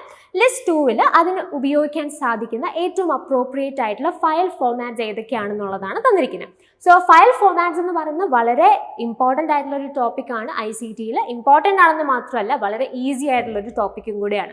അപ്പം യൂഷ്വൽ കേസിൽ നമുക്ക് ഒരുമാതിരി എല്ലാ ഫയൽ ഫോർമാറ്റ്സും നമുക്ക് നന്നായിട്ട് അറിയാമായിരിക്കും. നമ്മൾ എവിടെയെങ്കിലും ഒക്കെ അതിനോട് ഫെമിലിയാരിറ്റി ഉള്ള ആളുകളായിരിക്കും. അപ്പം ഇതിനകത്ത് തന്നിരിക്കുന്നത് അത്ര പാടായിട്ടുള്ള ഒരു ക്വസ്റ്റ്യൻ ഒന്നുമല്ല. നമുക്ക് വളരെ ഫെമിലിയർ ആയിട്ടുള്ള കുറേ ഫയൽ ഫോർമാറ്റ്സ് ആണ് നമുക്ക് കാണാനായിട്ട് സാധിക്കുന്നത്. നമുക്ക് ആ ട്രെയിനിങ് മെറ്റീരിയൽ എന്ന് തന്നിരിക്കുന്ന ലിസ്റ്റ് നമുക്ക് ജസ്റ്റ് നോക്കാം. ആദ്യം പറഞ്ഞിരിക്കുന്നത് എന്താ? Printed copies of instructions on how to play his music. So printed copies ആണ് അല്ലേ. പ്രിന്റഡ് കോപ്പീസ് എന്ന് പറയുന്നത് ഒരു ഡോക്യുമെന്റ് ആണ്. അതുകൊണ്ട് തന്നെ നിങ്ങൾക്ക് എന്ത് ചെയ്യാം? എനെ നിങ്ങൾക്ക് 2 ആയിട്ട് കണക്ട് ചെയ്യാം. ഇനി sound files of him playing his music. Sound files ആകുമ്പോൾ ഇതിന് ഏറ്റവും ബെസ്റ്റ് ഓപ്ഷൻ ഏതാ? That is MP3 obviously, right. അടുത്തത് ഏതാണ്? Video files of him playing his music. So video ഫയൽസിന് നിങ്ങൾക്ക് യൂസ് ചെയ്യാൻ പറ്റുന്ന ഏറ്റവും നല്ല ഫോമാറ്റ് ഇതിനകത്ത് ഓപ്ഷൻസിൽ ഏതാണ്? That is AVI, right. Then we have images of the instruments he teaches. Images ഏതാണ്? JPG. അപ്പോൾ അങ്ങനെയാണെങ്കിൽ എങ്ങനെ കണക്ട് ചെയ്യാൻ പറ്റുക? A എന്ന് പറയുന്നത് 2 ആണെന്ന് പറഞ്ഞു and B is 1. A2 B1 എന്ന് പറഞ്ഞ 2 ഓപ്ഷൻസ് ആണ് നമുക്കുള്ളത്. ഇനി ബാക്കിയും കൂടെ നമുക്ക് നോക്കാം. വീഡിയോ എന്ന് പറയുന്ന 4 ആണ് അല്ലേ. Video C4 D3. That is option C. So the right answer for this question is option C itself. All right. അടുത്ത question. Which of the following statements about internal and external computer memory are true? അപ്പോൾ നമുക്ക് ചില options ഇവിടെ തന്നിട്ടുണ്ട്. ഈ ഓപ്ഷൻസിൽ internal and external memory related ആയിട്ടുള്ള ചില സ്റ്റേറ്റ്മെന്റ്സ് ആണ്. അപ്പോൾ ഇതിനകത്ത് ട്രൂ സ്റ്റേറ്റ്മെന്റ്സ് ഏതൊക്കെയെന്ന് ഐഡന്റിഫൈ ചെയ്യുക എന്നുള്ളതാണ് നമ്മളോട് ചോദിച്ചിരിക്കുന്നത്. നമുക്ക് ഓരോ സ്റ്റേറ്റ്മെന്റ്സ് ആയിട്ട് നോക്കാം. Portable hard drive is an example of internal memory. Portable hard drive എന്ന് പറയുന്നത് ഒരു ഇന്റേണൽ മെമ്മറിയുടെ എക്സാമ്പിൾ ആണോ? നോ അല്ലേ, അതൊരു ഇന്റേണൽ മെമ്മറി അല്ല. ദാറ്റ് ഈസ് ആക്ച്വലി എക്സ്റ്റേണൽ മെമ്മറിയുടെ എക്സാമ്പിൾ ആണ്. അപ്പം ഈ ഒരു സ്റ്റേറ്റ്മെന്റ് അതിൽ തന്നെ തെറ്റാണ്. ഓക്കെ, അടുത്ത ഏതാ? Magnetic tape is use to store backups of data. Magnetic tape is basically use to store data. അപ്പോൾ അതിൽ പ്രശ്നമൊന്നുമില്ല, നമുക്ക് we can store backups of data in magnetic tape. അപ്പം അതും ഒരു മെമ്മറി ഡിവൈസ് തന്നെയാണ്. അപ്പോൾ ആ രീതിയിൽ നമുക്ക് ബി എന്ത് ചെയ്യാൻ പറ്റും, ഒരു ഓപ്ഷൻ ആയിട്ട് അല്ലെങ്കിൽ ആൻസർ ആയിട്ട് എടുക്കാനായിട്ട് സാധിക്കും. അപ്പോൾ ബി ശരിയാണ്, എ തെറ്റാണ്, ബി ശരിയാണ്. ഇനി നിങ്ങൾ നോക്കണം, റാമിനെ കുറിച്ചും റോമിനെ കുറിച്ചാണ് പറഞ്ഞിരിക്കുന്നത്. RAM and ROM are very important from net point of view. അപ്പോൾ അതുകൊണ്ട് തന്നെ നമുക്ക് ജസ്റ്റ് ഈ രണ്ട് മെമ്മറി ടൈപ്സ് എന്തൊക്കെയാണ്, ഇതിൻ്റെ പ്രത്യേകതകൾ, ഇതിനകത്ത് ഓർത്തിരിക്കേണ്ട കാര്യങ്ങൾ എന്തൊക്കെയാണെന്ന് നമുക്ക് ജസ്റ്റ് നോക്കിയതിന് ശേഷം നമുക്ക് ഈ ഒരു ഓപ്ഷൻസിലേക്ക് വരാം. സോ ഇത് രണ്ടും അത്ര ഇമ്പോർട്ടൻ്റ് ആയിട്ടുള്ള ടോപ്പിക്സ് ആണ് നമ്മൾ എക്സാം കൺസിഡർ ചെയ്യുമ്പോൾ. അപ്പോൾ ആദ്യം നമ്മൾ പറഞ്ഞ ഏതാ? റാം അല്ലേ, random access memory. Random access മെമ്മറിയാണ് റാം എന്ന് പറയുന്നത്. It is also called as read or write memory. ഇത് നമ്മളുടെ മെയിൻ മെമ്മറി അല്ലെങ്കിൽ പ്രൈമറി മെമ്മറി എന്നുള്ളതാണ് നമ്മൾ ഇതിനെക്കുറിച്ച് പറയുന്ന പേര്. ഇനി അടുത്ത പ്രധാനപ്പെട്ട ഒരു പോയിന്റ് ഇതുമായി റിലേറ്റ് ചെയ്ത്, റാമായിട്ട് റിലേറ്റ് ചെയ്ത് അടുത്തായിട്ട് നമ്മൾ ഓർത്തിരിക്കേണ്ട കാര്യം എന്താ? It's A volatile memory. Volatile memory ആണെന്നുള്ളത് വളരെ ഇമ്പോർട്ടൻ്റ് ആണ്. വോളറ്റൈൽ മെമ്മറി എന്നതുകൊണ്ട് ഉദ്ദേശിക്കുന്നത് എന്താണ്? അതിൻ്റെ എക്സ്പ്ലനേഷൻ ആണ് നിങ്ങൾക്ക് ഇവിടെ കാണാനായിട്ട് സാധിക്കുന്നത്. Volatile memory means the data losses when the power is turned of. Power turned of ആയി കഴിഞ്ഞാൽ ഡേറ്റ നമുക്ക് ലൂസ് ചെയ്യും. അതുകൊണ്ടാണ് അതിനെ നമ്മൾ വോളറ്റൈൽ മെമ്മറി എന്ന് വിളിക്കുന്നത്. ഇത് റാമിനെ തന്നെ നമുക്ക് പല ടൈപ്സ് ആയിട്ട് പിന്നീട് അതിനെ നമുക്ക് ഡിസ്റ്റിങ്യൂഷ് ചെയ്യാൻ, ക്ലാസിഫൈ ചെയ്യാനായിട്ട് സാധിക്കും. We have static random access memory and dynamic random access memory. So ഇത്രയും കാര്യങ്ങളൊക്കെയാണ് റാം റിലേറ്റഡ് ആയിട്ട് ഓർക്കേണ്ടത്. അപ്പോൾ അതിൻ്റെ expansion is very important. Random access memory എന്നുള്ളത് ഓർക്കുക, മെയിൻ മെമ്മറി അല്ലെങ്കിൽ പ്രൈമറി മെമ്മറിയാണ്. And also this is a volatile memory. Okay, ഇനി റോം ആണെങ്കിലോ അതിൻ്റെ ഫുൾ ഫോം എന്താണ്? Read only memory. Read only memory is a permanent type of memory. അതാണ് ഇതുമായിട്ട് ബന്ധപ്പെട്ട് ഓർക്കേണ്ടത്. ഇവിടെ നമ്മൾ ഓർക്കേണ്ട കാര്യം എന്താ? റാം വോളറ്റൈൽ മെമ്മറി ആണെങ്കിൽ റോം എന്ന് പറയുന്നത് എന്താണ്? നോൺ വോളറ്റൈൽ മെമ്മറിയാണ്. അപ്പോൾ വോളറ്റൈൽ മെമ്മറിനെ കുറിച്ച് നമ്മൾ പറഞ്ഞപ്പോൾ എന്താ പറഞ്ഞത്? We lose the data when the power is turned off. അതാണ് വോളറ്റൈൽ മെമ്മറി. അങ്ങനെയാണെങ്കിൽ നോൺ വോളറ്റൈൽ മെമ്മറി എന്തായിരിക്കും? അതിൻ്റെ നേരെ ഓപ്പോസിറ്റ് അല്ലേ? It's content is not lost when the power supply is switch off. Okay, അപ്പോൾ ഈ റോമിലുള്ള ഇൻഫർമേഷൻസ് ബേസിക്കലി എപ്പോഴാണ് ഇതിനകത്ത് സ്റ്റോർഡ് ആവുക? ഇത് റീഡ് ഒൺലി മെമ്മറിയാണെന്ന് പറഞ്ഞു. And this information or this data is already stored in this ROM or ഈ ഒരു മെമ്മറിയിൽ എവിടെ എപ്പം സ്റ്റോർ ചെയ്യുന്നത്? കമ്പ്യൂട്ടർ മാനുഫാക്ചേഴ്സ് തന്നെയാണ് ഇതിൽ എന്ത് ഇൻഫർമേഷൻസ് സ്റ്റോർ ചെയ്യണം എന്ന് തീരുമാനിക്കുന്നത്. And it is permanently stored. ഈ മാനുഫാക്ചറിങ് ടൈമിൽ തന്നെ അത് പെർമനൻ്റ് ആയിട്ട് അവിടെ സ്റ്റോർ ചെയ്ത് വെക്കപ്പെടുകയാണ് ചെയ്യുന്നത്. അപ്പോൾ കമ്പ്യൂട്ടർ നമ്മൾ ഈ സ്റ്റാർട്ടപ്പ് റുട്ടീനിലൊക്കെ നമ്മൾ യൂസ് ചെയ്യുന്ന ഡേറ്റ എന്ന് പറയുന്നത് ഇറ്റ്സ് റോം. ഓക്കെ, അപ്പോൾ അങ്ങനെയാണെങ്കിൽ ഇത് വളരെ ഇമ്പോർട്ടൻ്റ് ആയിട്ടുള്ള ടോപ്പിക് ആയതുകൊണ്ടാണ് ഇത്രയും കാര്യങ്ങളൊക്കെ ഈ ഒരു ക്വസ്റ്റ്യൻ റിലേറ്റഡ് ആയിട്ട് ഞാൻ ഇവിടെ തന്നെ പറഞ്ഞത്. ഇതുമായി റിലേറ്റ് ചെയ്യുന്ന ക്വസ്റ്റ്യൻസ് ഇനിയും നമ്മുടെ ടെസ്റ്റ് പേപ്പേഴ്സിൽ ഉണ്ടായിരുന്നു. അപ്പോൾ ഇപ്പം തന്നെ നിങ്ങൾക്ക് ഇത്രയും കാര്യങ്ങളൊക്കെ അറിയാമെങ്കിൽ ഒരുപാട് ക്വസ്റ്റ്യൻസ് ഇത് റിലേറ്റഡ് ആയിട്ട് നിങ്ങൾക്ക് ആൻസർ ചെയ്യാനായിട്ട് സാധിക്കും. അപ്പോൾ നമ്മൾ ഈ രണ്ട് ഓപ്ഷൻസും കൂടിയാണ് നമുക്ക് ഐഡൻറ്റിഫൈ ചെയ്യേണ്ടത്. ആദ്യത്തെ രണ്ടെണ്ണം നമ്മൾ ഓൾറെഡി പറഞ്ഞു. എ തെറ്റാണെന്ന് നമ്മൾ പറഞ്ഞു, ബി ശരിയാണെന്ന് പറഞ്ഞു. ഓക്കെ, സി നോക്കൂ. RAM as an internal memory. That is true. RAM എന്ന് പറയുന്നത് it's basically an internal memory. ഇനി റോമിനെ കുറിച്ച് നോക്കൂ. ROM loses its data when the power is turned off. ROM എന്ന് പറയുന്നത് ബേസിക്കലി എന്താണ്? നോൺ വോളറ്റൈൽ ആയിട്ടുള്ളൊരു മെമ്മറിയാണ്. അതാണ് നമ്മൾ പഠിച്ചത്. നോൺ വോളറ്റൈൽ മെമ്മറി എന്ന് പറയുമ്പോൾ അതിൻ്റെ പ്രത്യേകത എന്താണ്? Content is not lost when the power supply is switched off. പക്ഷേ ഇവിടെ പറഞ്ഞിരിക്കുന്നത് എന്താ? ROM loses its data when the power is turned off എന്നാണ് പറഞ്ഞിരിക്കുന്നത്. That is a wrong statement. അങ്ങനെയാണെങ്കിൽ ഇതിനകത്ത് ശരിയായിട്ടുള്ള സ്റ്റേറ്റ്മെന്റുകൾ ഏതൊക്കെയാണ്? ബിയും സിയും. സോ ബി ആൻഡ് സി എന്ന് പറയുന്ന ഓപ്ഷൻ ഡി ആണ്. So the right answer for this question is obviously option D. Moving to the next question. Which of the following group of statements in the context of information technology is correct? അപ്പോൾ നമുക്ക് ചില statements ഇവിടെ തന്നിട്ടുണ്ട് അല്ലേ? ആ സ്റ്റേറ്റ്മെന്റ്സിനകത്ത് correct ആയിട്ടുള്ള statements identify ചെയ്യുക എന്നാണ് നമ്മളോട് പറഞ്ഞിരിക്കുന്നത്. അപ്പോൾ നമുക്ക് ഓരോ സ്റ്റേറ്റ്മെന്റ്സ് ആയിട്ട് നോക്കാം. Mouse, keyboard and plotter are all input devices. ഇത് ശരിയായിട്ടുള്ളൊരു സ്റ്റേറ്റ്മെന്റ് ആണോ? ഇവിടെ നമ്മളോട് പറഞ്ഞിരിക്കുന്ന മൗസും കീബോർഡും പ്ലോട്ടറും ഇതെല്ലാം ഇൻപുട്ട് ഡിവൈസുകളാണെന്നാണ് പറഞ്ഞിരിക്കുന്നത്. ആക്ച്വലി ഇത് തെറ്റാണ്. കാരണം എന്താ? മൗസും കീബോർഡും ആക്ച്വലി ഇൻപുട്ട് ഡിവൈസസ് ആണ്. പക്ഷെ പ്ലോട്ടർ എന്ന് പറയുന്നത് ഒരു ഔട്ട്പുട്ട് ഡിവൈസ് ആണ്. അപ്പം ഈ സ്റ്റേറ്റ്മെന്റ് എന്തായി? തെറ്റായി. രണ്ടാമത്തെ നമുക്ക് നോക്കാം. Unix, Windows and Linux are all operating systems. അപ്പോൾ ഓപ്പറേറ്റിംഗ് സിസ്റ്റം എന്താണെന്നുള്ളതൊക്കെ നമ്മളൊരു ക്വസ്റ്റ്യൻ റിലേറ്റ് ചെയ്തിട്ട് ഓൾറെഡി ഡിസ്കസ് ചെയ്തതാണ്. സോ നിങ്ങൾക്ക് ഇപ്പോൾ ഓപ്പറേറ്റിംഗ് സിസ്റ്റം എന്താണ്, അതിൻ്റെ എക്സാമ്പിൾസ് ഏതൊക്കെയാണെന്നൊക്കെ അറിയാം. സോ ഇവിടെ നമുക്ക് തന്നിരിക്കുന്ന മൂന്നെണ്ണവും എന്താണ്? ഓപ്പറേറ്റിംഗ് സിസ്റ്റത്തിൻ്റെ എക്സാമ്പിൾ തന്നെയാണ്. അപ്പോൾ എ എന്ന് പറയുന്ന സ്റ്റേറ്റ്മെന്റ് തെറ്റാണ്. പക്ഷെ ബി എന്താണ്? ശരിയാണ്. അടുത്തത് register cache memory and hard disk are all memory modules. ഈ തന്നിരിക്കുന്ന എല്ലാ ടൈപ്സും ഇതിനകത്ത് എക്സ്റ്റേണൽ ഇന്റേണൽ മെമ്മറി വരുന്നുണ്ട്. 2 ടൈപ്പിലുള്ള മെമ്മറിയും ഈ ഓപ്ഷനകത്തുണ്ട്. പക്ഷേ ഇതെല്ലാം എന്താണ്? മെമ്മറി മൊഡ്യൂൾസ് ആണ് അല്ലേ? അപ്പം അതെല്ലാം മെമ്മറി റിലേറ്റഡ് ആയിട്ടുള്ള ടേംസ് തന്നെയാണ്. Register cache memory and hard disk. So ആ ഒരു സ്റ്റേറ്റ്മെന്റും ശരിയാണ്. Coming to the last statement, അല്ലെങ്കിൽ ലാസ്റ്റ് നമുക്ക് തന്നിരിക്കുന്ന ഓപ്ഷൻ എന്താ?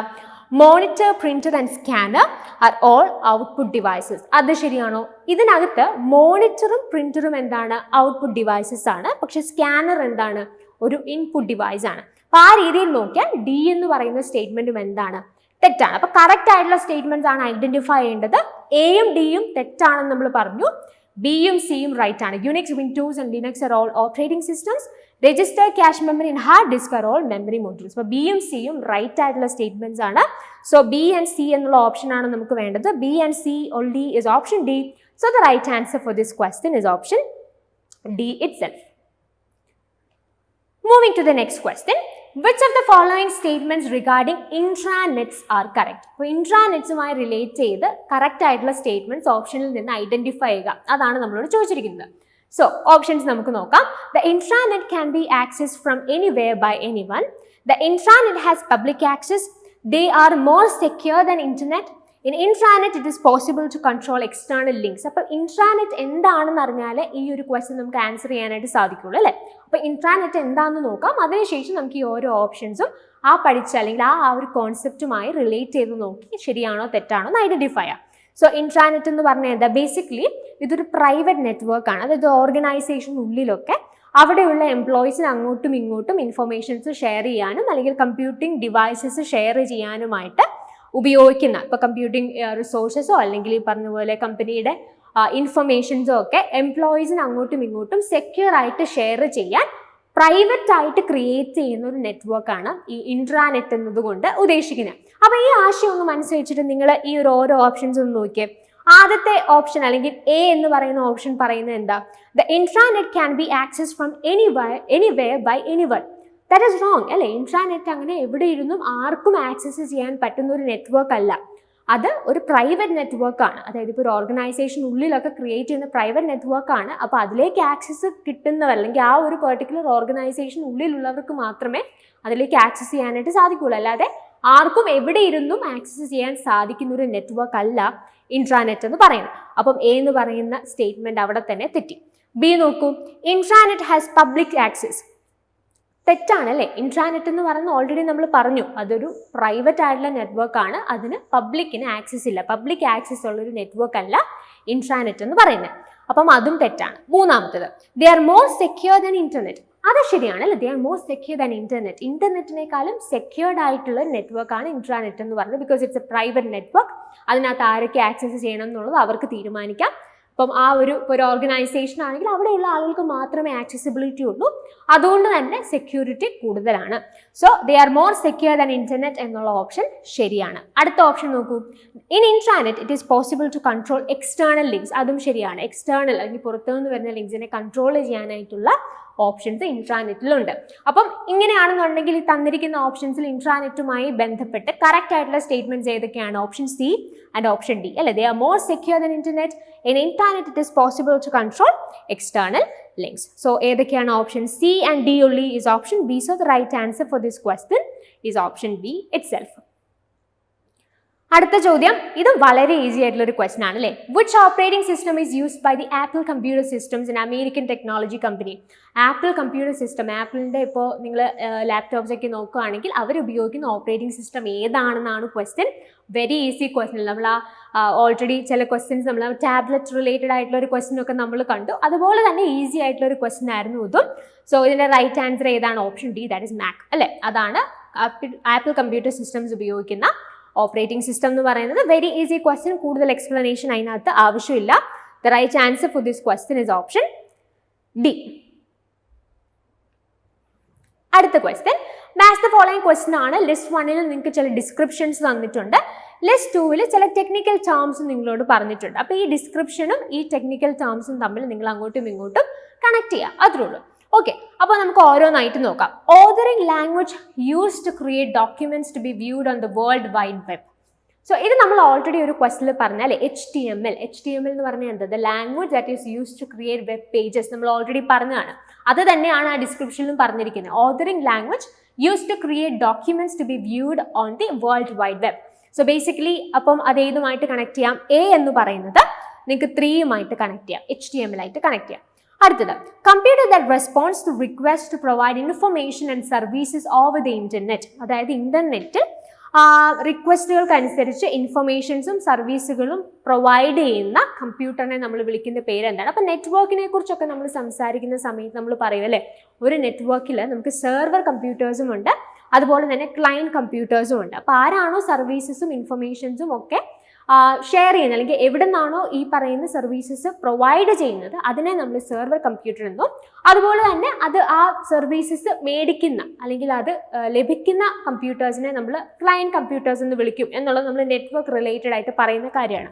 സോ ഇന്റർനെറ്റിലൂടെ ഈ പറയുന്ന നമ്മൾ റിക്വസ്റ്റ് ചെയ്യുന്ന ഇൻഫർമേഷൻസ്, അത് ഒരു റെസ്പോൺസ് എന്ന പോലെ ആ റിക്വസ്റ്റിന് നമുക്ക് ആവശ്യമായിട്ടുള്ള ഇൻഫർമേഷൻസും അതുപോലെ സർവീസസും പ്രൊവൈഡ് ചെയ്യുന്ന കമ്പ്യൂട്ടറിനെ എന്തായിരിക്കും വിളിക്കുന്നത്? Basically they are server computers അല്ലേ, ദാറ്റ് ഈസ് ഇന്റർനെറ്റ് സെർവേഴ്സ്. അവർ ഇന്റർനെറ്റ് സെർവേഴ്സ് ആണ്. സോ B എന്ന് പറയുന്നത് ഏതാണ്? 4 ആണ്. ഇനി അടുത്ത option, defines how messages are transmitted and formulated over the internet. So defines how messages are transmitted and formulated over the internet. ഇത് ഏതുമായിട്ട് റിലേറ്റഡ് ആണ്? That is HTTP, that is basically a protocol അല്ലേ. അപ്പോൾ HTTP ആണ്, it defines how messages are transmitted and formulated over the internet. And then we have software that enables users to access, view documents and other resources on the internet. ഇന്റർനെറ്റിൽ ഈ പറയുന്ന ഡോക്യുമെന്റ്സും മറ്റ് റിസോഴ്സസും access ചെയ്യാനും view ചെയ്യാനും സഹായിക്കുന്ന software ഏതാണ്? That is basically browsers. അപ്പോൾ അങ്ങനെയാണെങ്കിൽ നമുക്ക് ഏതൊക്കെയാണ് കണക്ട് ചെയ്യാൻ പറ്റുന്നത്? A 3 ആണെന്ന് നമ്മൾ ഓൾറെഡി പറഞ്ഞു. B ഏതാണ്? B is basically 4. B 4. Then you have C is 2 and then you have D is 1.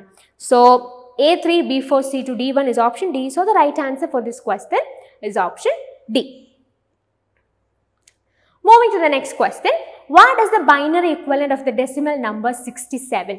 So basically ഈ കൺവേർഷൻ ഒരു വളരെ പ്രധാനപ്പെട്ട ഏരിയ ആണ്. അതായത് നമുക്ക് binary to decimal, decimal to binary, അങ്ങനെയുള്ള ഡിഫറെൻറ്റ് നമ്പർ സിസ്റ്റംസ് ഉണ്ട്. അതിനകത്ത് അങ്ങോട്ടും ഇങ്ങോട്ടും കൺവേർഷൻസ് എപ്പോഴും ചോദിക്കുന്ന ക്വസ്റ്റ്യൻസ് ആണ്. അപ്പോൾ ഇതിനകത്ത് തന്നെ ബൈനറി ടു ഡെസിമൽ ഉണ്ട്, binary fraction to decimal, decimal fraction to binary, പിന്നെ ഒക്ടാൽ, ഹെക്സാഡെസിമൽ ഒക്കെ നമുക്കുണ്ട്. എന്നാലും കൂടുതലായിട്ടും ക്വസ്റ്റ്യൻസ് വരുന്നത് ഈ binary to decimal, decimal to binary conversion ആണ്. അപ്പം ഇതിനകത്ത് അങ്ങനെ ഒരു ഏരിയ വളരെ പ്രധാനപ്പെട്ട ഏരിയ ആയതുകൊണ്ടാണ് നമ്മൾ ആ ഒരു ഏരിയയിൽ നിന്നുള്ള ഒരു ക്വസ്റ്റ്യനും കൂടെ ഈ ഒരു ടെസ്റ്റ് പേപ്പറിൽ ഉൾപ്പെടുത്തിയത്. അപ്പോൾ ഇങ്ങനെയുള്ള പ്രധാനപ്പെട്ട എല്ലാ കൺവേർഷൻസിൻ്റെയും എക്സ്പ്ലനേഷൻസ് അല്ലെങ്കിൽ അതിൻ്റെ ക്ലാസ്സസ് നമ്മുടെ LMSലൂടെ നമ്മൾ നമ്മുടെ സ്റ്റുഡൻസിന് വേണ്ടി പ്രൊവൈഡ് ചെയ്യുന്നുണ്ട്. അപ്പോൾ നിങ്ങൾ പഠിക്കുന്ന സമയത്ത് ഈ കൺവേർഷനും കൂടെ പഠിക്കുന്നുണ്ടെന്ന് ഉറപ്പുവരുത്തുക, സ്കിപ്പ് ചെയ്യരുത്. കാരണം നിങ്ങൾക്ക് ചിലപ്പോൾ ഈ പറയുന്ന കൺവേർഷൻ എന്നുള്ള ഒരു ക്വസ്റ്റ്യൻ നിങ്ങളുടെ ഷിഫ്റ്റിലായിരിക്കും ചിലപ്പോൾ വരുന്നത്. അപ്പോൾ അതുകൊണ്ട് തീർച്ചയായിട്ടും പ്രധാനപ്പെട്ട കൺവേർഷൻസ് എല്ലാം അറ്റ്ലീസ്റ്റ് ഈ പറയുന്ന binary to decimal, decimal to binary അത് നിങ്ങൾ ചെയ്യുന്നുണ്ട്, പഠിക്കുന്നുണ്ട് എന്ന് ഉറപ്പുവരുത്തുക. ഓക്കെ, അപ്പോൾ ഈ ക്വസ്റ്റ്യൻ നമ്മളോട് പറഞ്ഞിരിക്കുന്നത് എന്താ? 67 എന്ന ഡെസിമൽ നമ്പർ ആണ് നമുക്ക് തന്നിരിക്കുന്നത്.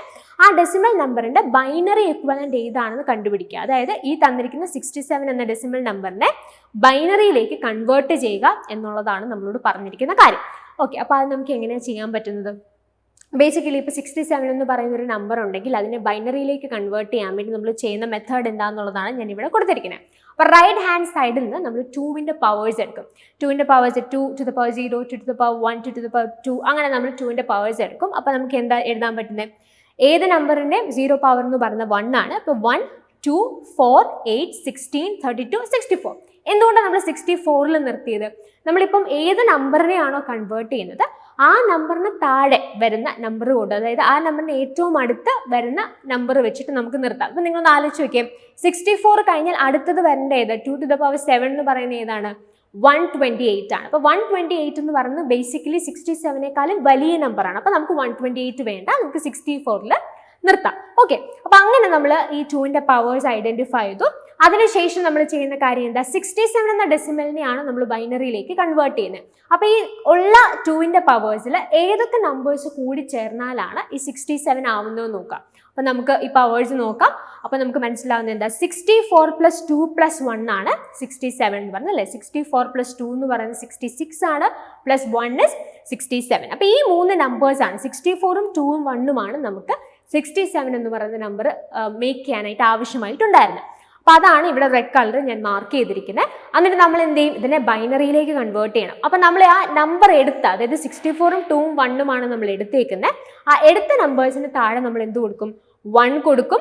ബാക്കി നമ്പേഴ്സിനൊക്കെ താഴെ നമ്മൾ എന്ത് ചെയ്യും, 0 ഇടും. അപ്പം നമുക്ക് എന്ത് കിട്ടും, 1 0 0 0 0 1 1 എന്ന് കിട്ടും. അപ്പോൾ ഇതാണ് 67 എന്ന ഡെസിമൽ നമ്പറിന്റെ ബൈനറി ഇക്വലന്റ് എന്ന് പറഞ്ഞത്. അപ്പോൾ 1 0 0 0 0 1 1 അതാണെങ്കിൽ ഏതായിരിക്കും answer, 1 0 0 0 0 1 1 is option D. So the right answer for this question is option D itself. അടുത്ത ക്വസ്റ്റ്യനിലേക്ക് നമുക്ക് മൂവ് ചെയ്യാം. ഇതൊരു അസേർഷൻ റീസൺ ക്വസ്റ്റ്യൻ ആണ്. അസേർഷൻ എന്താ പറയുന്നത്, every general purpose computer must have an operating system or OS installed on it. And then with the reason says man and computer cannot communicate directly. So assertion പറയുന്നത് എന്താ, എല്ലാ കമ്പ്യൂട്ടേഴ്സും, എല്ലാ general purpose കമ്പ്യൂട്ടേഴ്സിനകത്തും ഒരു operating system വേണം എന്നാണ് പറയുന്നത്. That is true.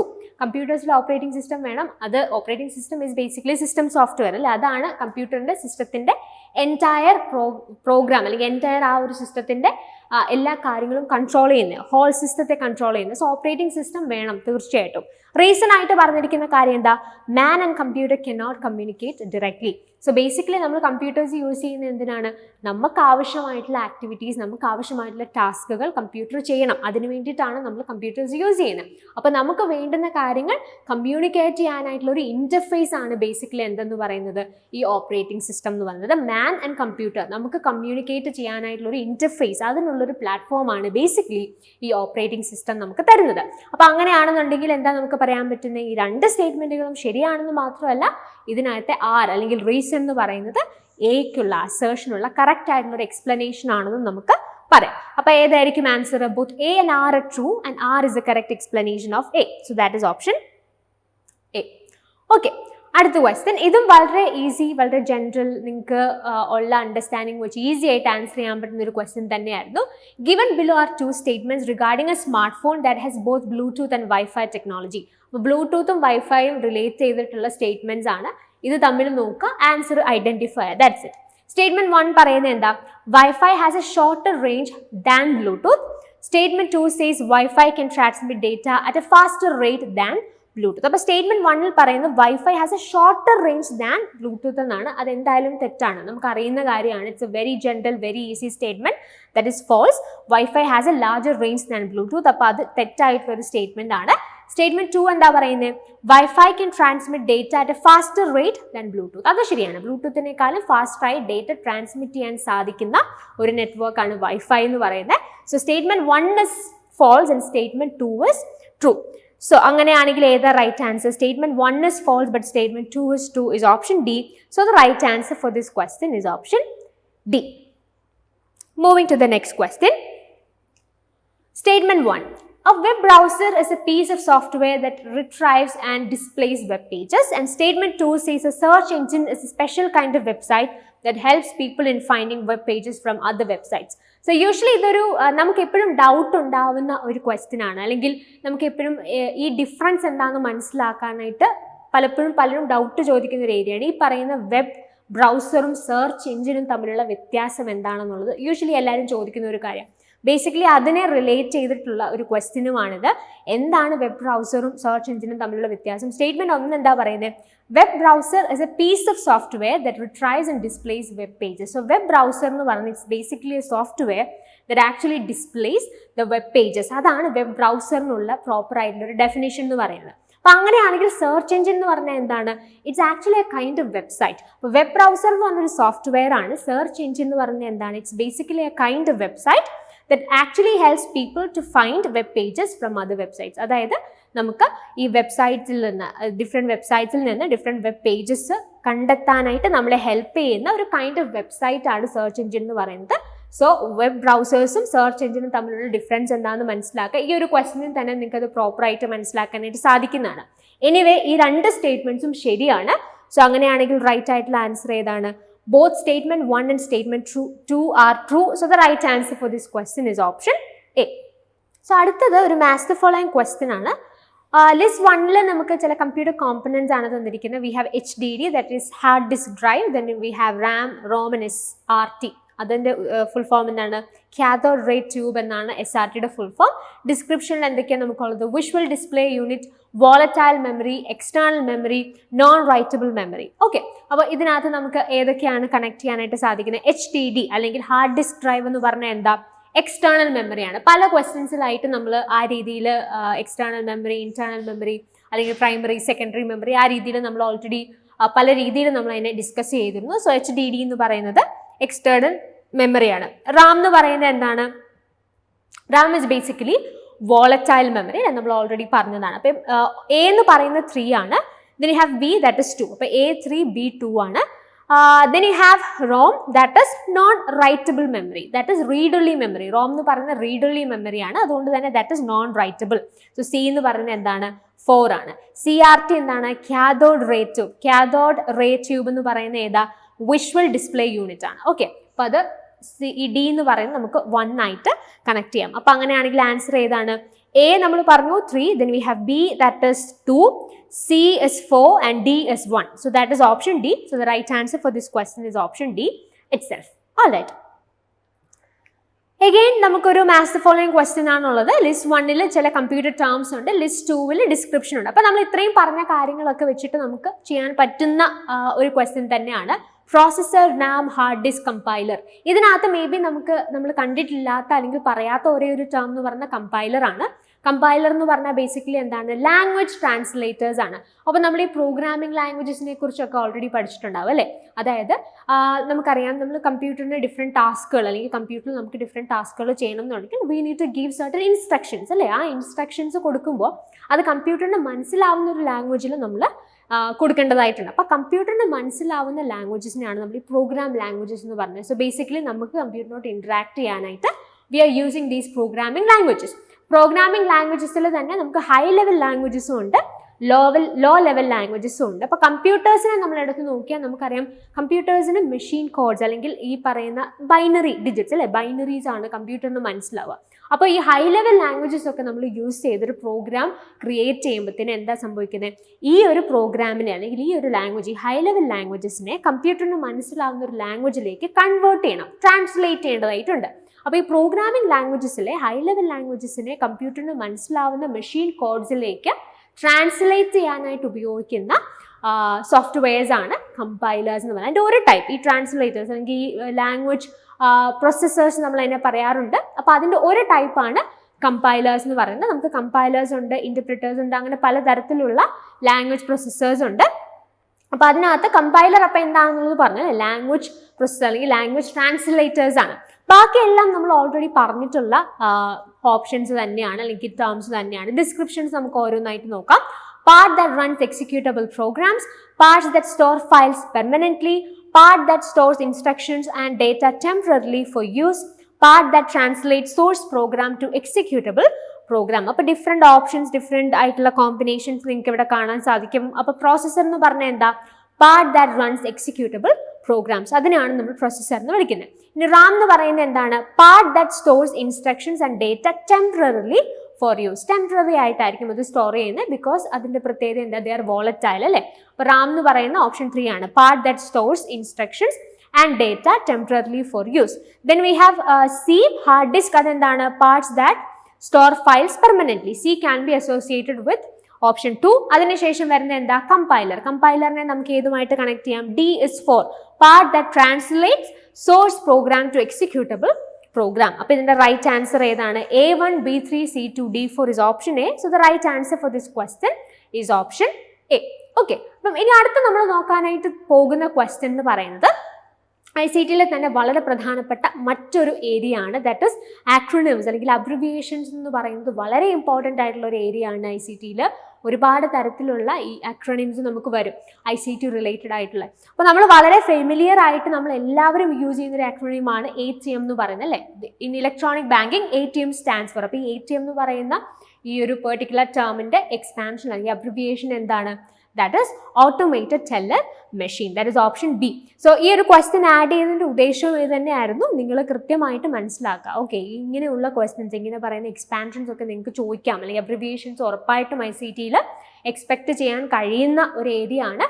അപ്പോൾ അങ്ങനെ കമ്പ്യൂട്ടർ റിലേറ്റഡ് ആയിട്ടുള്ള കുറച്ച് പ്രധാനപ്പെട്ട ആക്രോണിംസിനെ കുറിച്ചെങ്കിലും ഒരു അവയർനെസ് നിങ്ങൾക്ക് ഉണ്ടാവണം. ഉറപ്പായിട്ടും ഒരു ക്വസ്റ്റ്യൻ എങ്കിലും നിങ്ങളുടെ ഷിഫ്റ്റിൽ പ്രതീക്ഷിക്കാവുന്ന ഒരു ഏരിയയാണ് ഈ ആക്രോണിംസ് എന്ന് പറയുന്നത്. ഓക്കെ, ഇനി നമുക്ക് അടുത്ത ക്വസ്റ്റ്യനിലേക്ക് മൂവ് ചെയ്യാം. അഗെയിൻ ഒരു മാച്ച് ദ ഫോളോയിങ് ക്വസ്റ്റ്യൻ തന്നെയാണ്. ലിസ്റ്റ് 1 എന്തൊക്കെയാണ് നമുക്ക് തന്നിരിക്കുന്നത്? Network system, operating system, memory, communication. List 2 ഏതൊക്കെയാണ്? Email, firewall, Mac and ROM. അപ്പോൾ ഇതിനകത്ത് ഇപ്പം നിങ്ങൾക്ക് അറിയാത്ത ടേംസ് ആയിട്ട് ഒന്നും തന്നെ ഇല്ല, എല്ലാം നമ്മൾ ഓൾറെഡി ഡിസ്കസ് ചെയ്തിട്ടുള്ളതാണ്. ഇമെയിൽ പിന്നെ നിങ്ങൾക്ക് ഓൾറെഡി അറിയാം. സോ അങ്ങനെയാണെന്നുണ്ടെങ്കിൽ ഇതിൻ്റെ റൈറ്റ് ആയിട്ടുള്ള കോമ്പിനേഷൻ ഏതാ?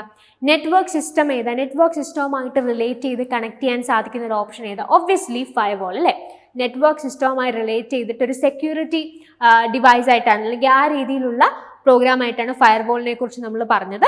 So network system can be associated with option 2. അപ്പോൾ എ എന്ന് പറഞ്ഞത് 2 ആണ്.